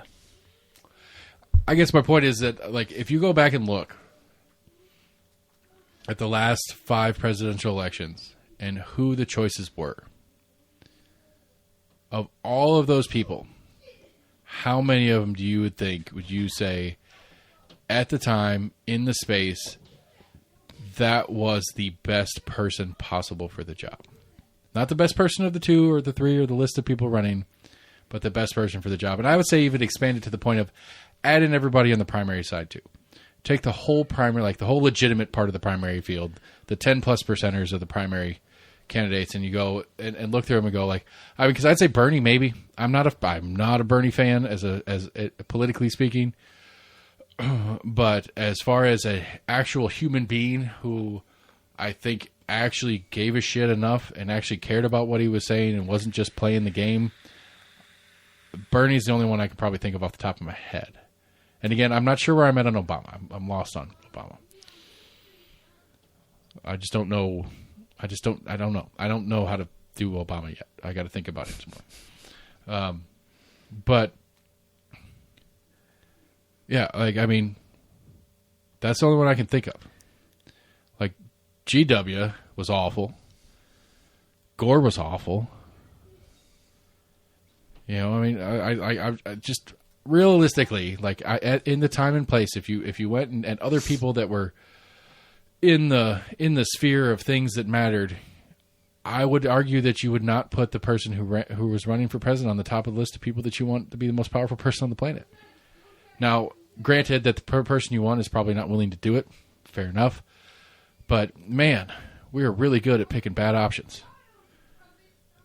That's, I guess, what I'm trying to get to, is that I don't know that this I guess the point I'm getting to is that this system doesn't produce people that we really want. It produces this less of two evils over and over again, or less of three evils, as you mentioned, for this cycle. Like, we're literally going to be like, well, Biden, the craziest Kennedy, and Trump. These are our options. This is the best we've got to pick from. Like, Marianne seemed legit to me, but she doesn't have a chance because the Democrats aren't bothering with primary. I don't think she seemed legit. Yeah.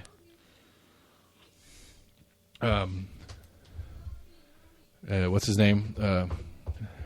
He was running Green Party, and then he changed again. He might not actually make it. Cornel West. Yeah, I'm not a fan of Cornel West either. But in that pile of three shits, where would you put Cornel West on the pile with Kennedy, Trump, and Biden? You know, where would you put? I don't know. I mean, I don't know. Fine, Marianne Williamson, which you don't think is legit or whatever. Where would you put on that pile if it actually was that decision? If somehow we had four candidates on the ballot and it was Marianne Williamson, Biden, Trump, or but Marianne Kennedy. a little bit lower, yeah, a little bit lower than all of them, you put her on the bottom of that pile? probably. All right. I don't know. I maybe I don't know enough about her. But I don't know. I could surely find a list of people that I'd put on the bottom of that pile too. But it's a shitty list. That's again, that's the point. You gotta. I mean, like, obviously the DNC has better polling numbers than our opinion, but I can agree with the sentiment that a lot of candidates that have come forth from a lot of the major parties are ones that I think many would consider like, nah, really? Is that the best? I mean, as much as AC, the best resume of any potential president ever in the history of fucking time. Hillary Clinton was not a good candidate. She just wasn't a good candidate. Polling, I think the polling agreed with that sentiment at the time, and she kicked and scratched and clawed her way through to get the nomination and lost.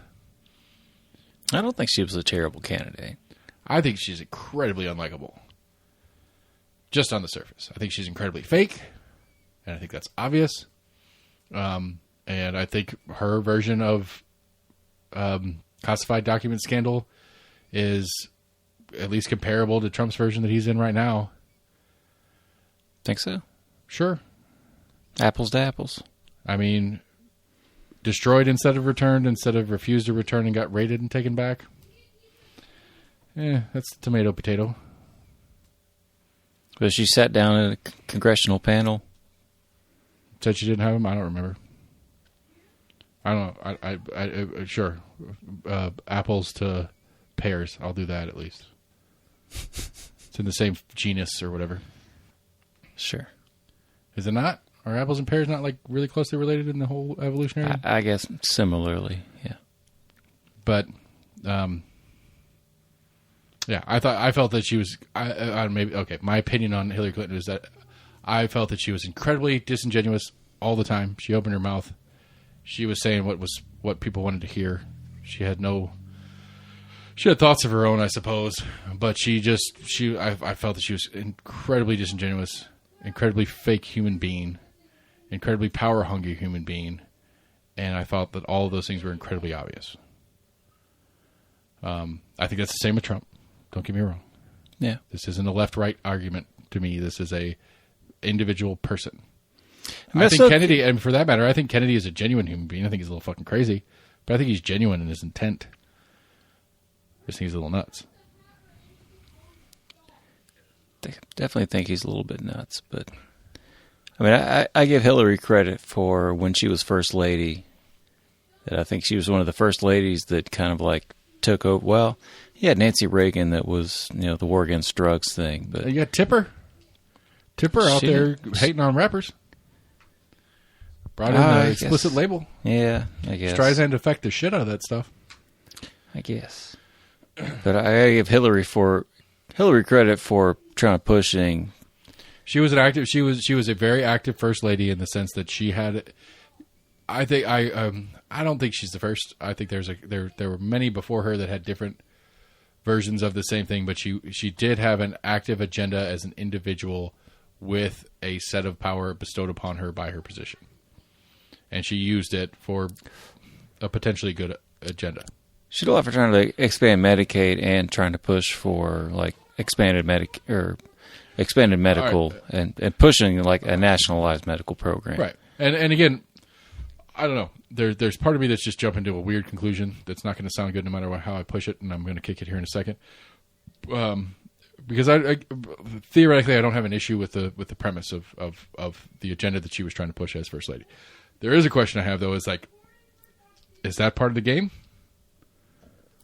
Like, because realistically, Jill Biden actually I might vote for. But should that be part of it? Like, is that how we play it? Like, does family matter?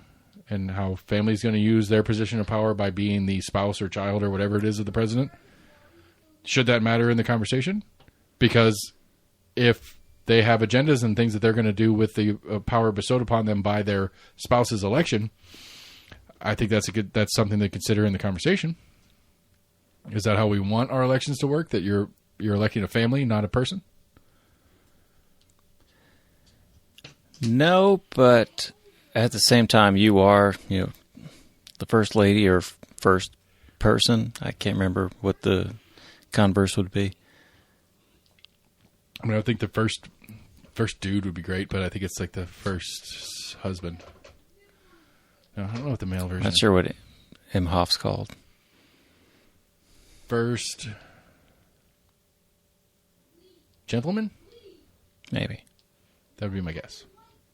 It'll be a while before we're over there, but meh. I mean, yeah, but I mean, partially because of who the ladies we've had run so far. possibly. Again, I'm not a fan of Hillary Clinton. Obviously, we've had everything. Nikki Haley is probably the best shot the Republicans have right now. She ain't going nowhere. But I mean, I wouldn't fault a first person for.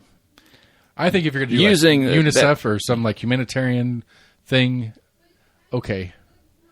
Like if it's a very like non-profit oriented, like philanthropic. But I mean, even non-profit. I mean, even agenda. outside of non-profit. I mean, if you're willing to sit down and talk to the heads of Senate committees and House committees on certain things and trying to get something that is important to you.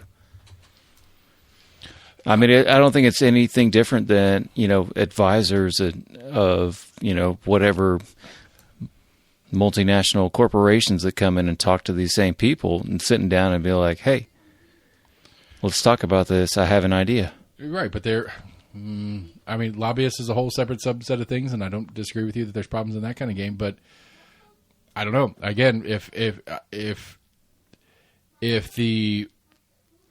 not saying they have power to get something done, but I mean it's somebody else with another opinion that's if the agenda trying of the to first push. spouse is supposed to be a thing, if the first spouse is supposed to have a position of authority, then there should be fair game for the process of election. I agree. It shouldn't be a guaranteed thing just because you spoke to the first person that this is going to get done. Oh, happy life, the phrase. Happy wife, happy life, whatever. Not that Bill really gave a shit about that apparently anyway, but I mean, at the same time, I mean, there's not much else that they do. So I don't fault them for being like, hey. Jill's still teaching, isn't she? Believe so, yeah. I mean, politically. Right. Like, there's literally nothing else they do politically. So I don't fault. See, I'm I'm agnostic on the topic. If they're supposed to be part of the political figure, then they're attached to the political figure and they're fair game for the process of the political figure, or they're not. But we got to pick one. It can't like, you know, Ivanka. Is Ivanka? Is that the wife or is that the kid? Ivanka was the wife. Like, Ivanka as the first lady was a do-nothing first lady as far as I could tell. She was cool with Kanye and the Kardashians or whatever, but... I think she had some kind of thing she did, like a do more. I don't know. Again, the question to me is, like, is be that supposed to be better. part... Is that No, supposed to be the role? Like, if I think it was be better. if a person running for president whose spouse is like, I'm just along for the ride, I don't want anything to do with this, then they should be left out of the game if that's their actual intent. If they're not going to do anything with the role of first person or first spouse or whatever they call the phrases, then fine. But if they're going to have a role and they're going to do things other than, you know, start the Easter egg roll or whatever it is, then I think that the point I'm trying to get to is that if they're part of the machine that is the political figure that they're married to, then they should be treated as part of the political figure and have to deal with the same scrutinies of. How do you mean? We have vice presidential debates. You know, like, I'm not saying I don't know if I'm saying we should have spousal debates or not. But if they have a role, like they're part of the elected body. It's not an official role. It's an unofficial role. I don't know. You brought this up because Hillary was a good first lady, is what you were saying. So I lost track. Right, you're the one just pushing back against it. I'm not saying they have an outright, you know, established role. I'm saying they have an unassigned. I mean, there's some semi-role. I mean, they are the first lady or first person. There's some conspiracy that Eleanor was basically the president for the last handful of years for FDR. No, that was a different one. That was shit, during World War One. Blanking on his name. That was FDR when he was like struggling with the polio shit. I think you're misconstruing it with shit. It was during World War One. Yeah, either way. That he was essentially that there was essentially a first lady, and a lot of historians have kind of backed this up, that she was a deciding factor while he was, quote unquote, you know, incapacitated. Word. I don't remember. You got news of the weird for us this week? Oh, we're running long, man. I thought we were going to struggle to get a whole episode in. I thought so too. Bop, bop, bop, bop.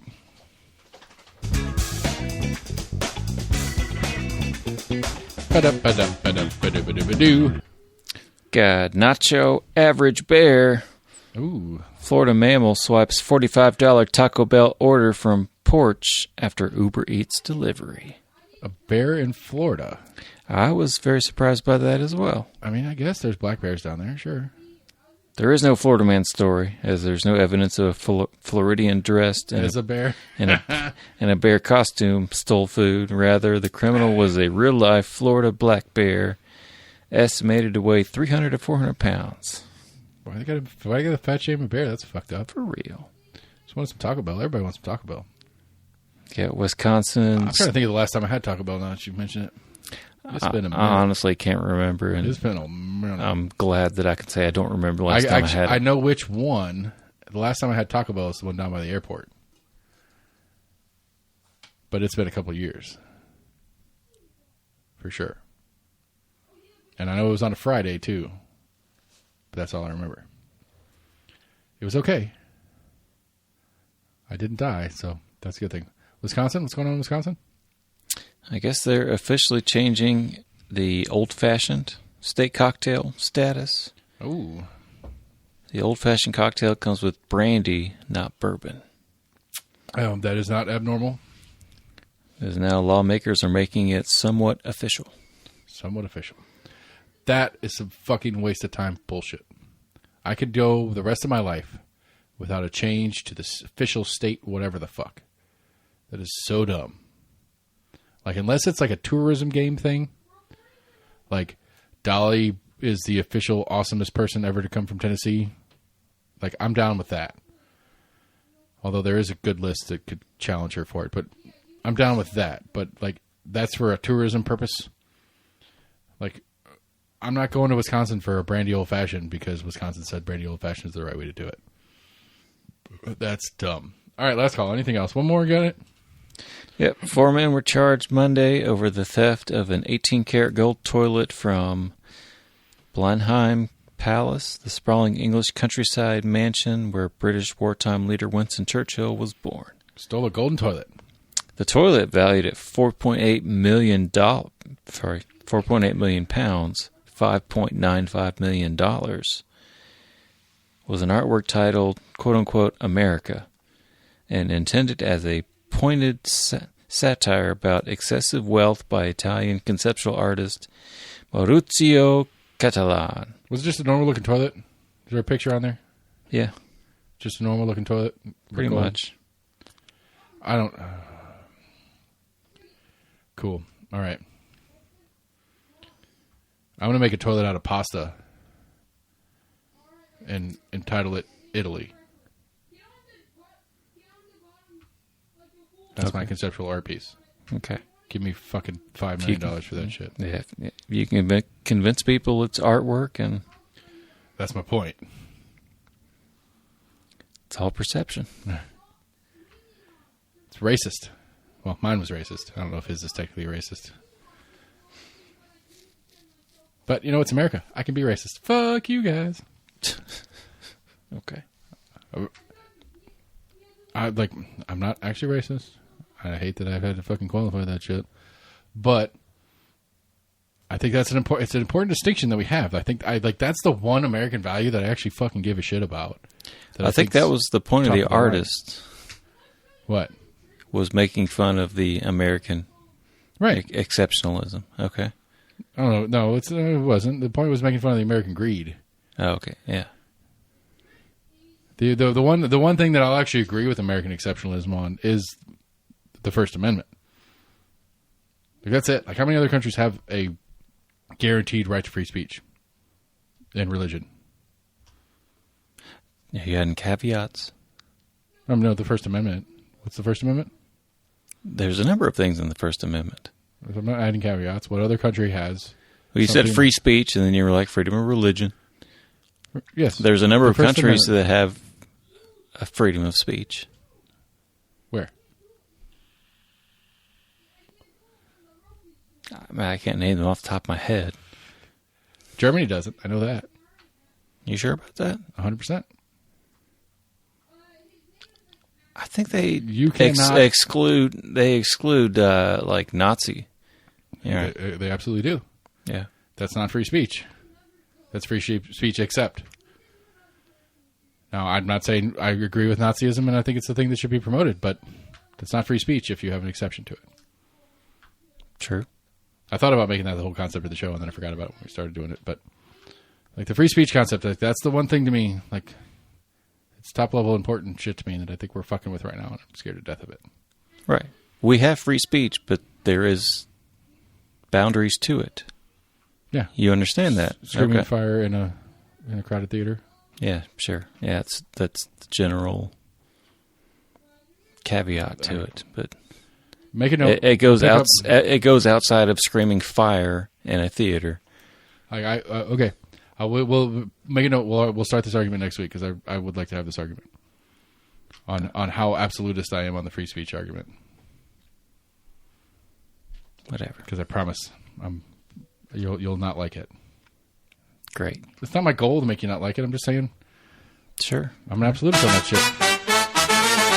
All right, look forward to next week's episode where I piss Sam off for 2 hours about me bitching about free speech stuff and how important it is, and that's why that's the one exceptional thing about America. Free speech and football, bitches. Almost Agreement at gmail.com, Facebook, Twitter, YouTube. Go to the website, almostagreement.com. Check out all the cool stuff we got on there. Go to your favorite podcast provider. Pick us up there. Hit the subscribe button. Give us a good, solid 5-star review. That helps more people see us sooner when they search for it. We'll be back next week. It might be a weird audio episode because we're probably going to be doing it from the road. It's opening weekend for hunting, so we're going to do that whole thing.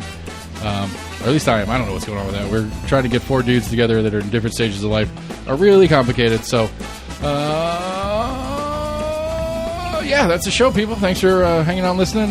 Hit me up with comments, almostagreement@gmail.com. Some of you guys know how to find me on Facebook. Jennifer Owen,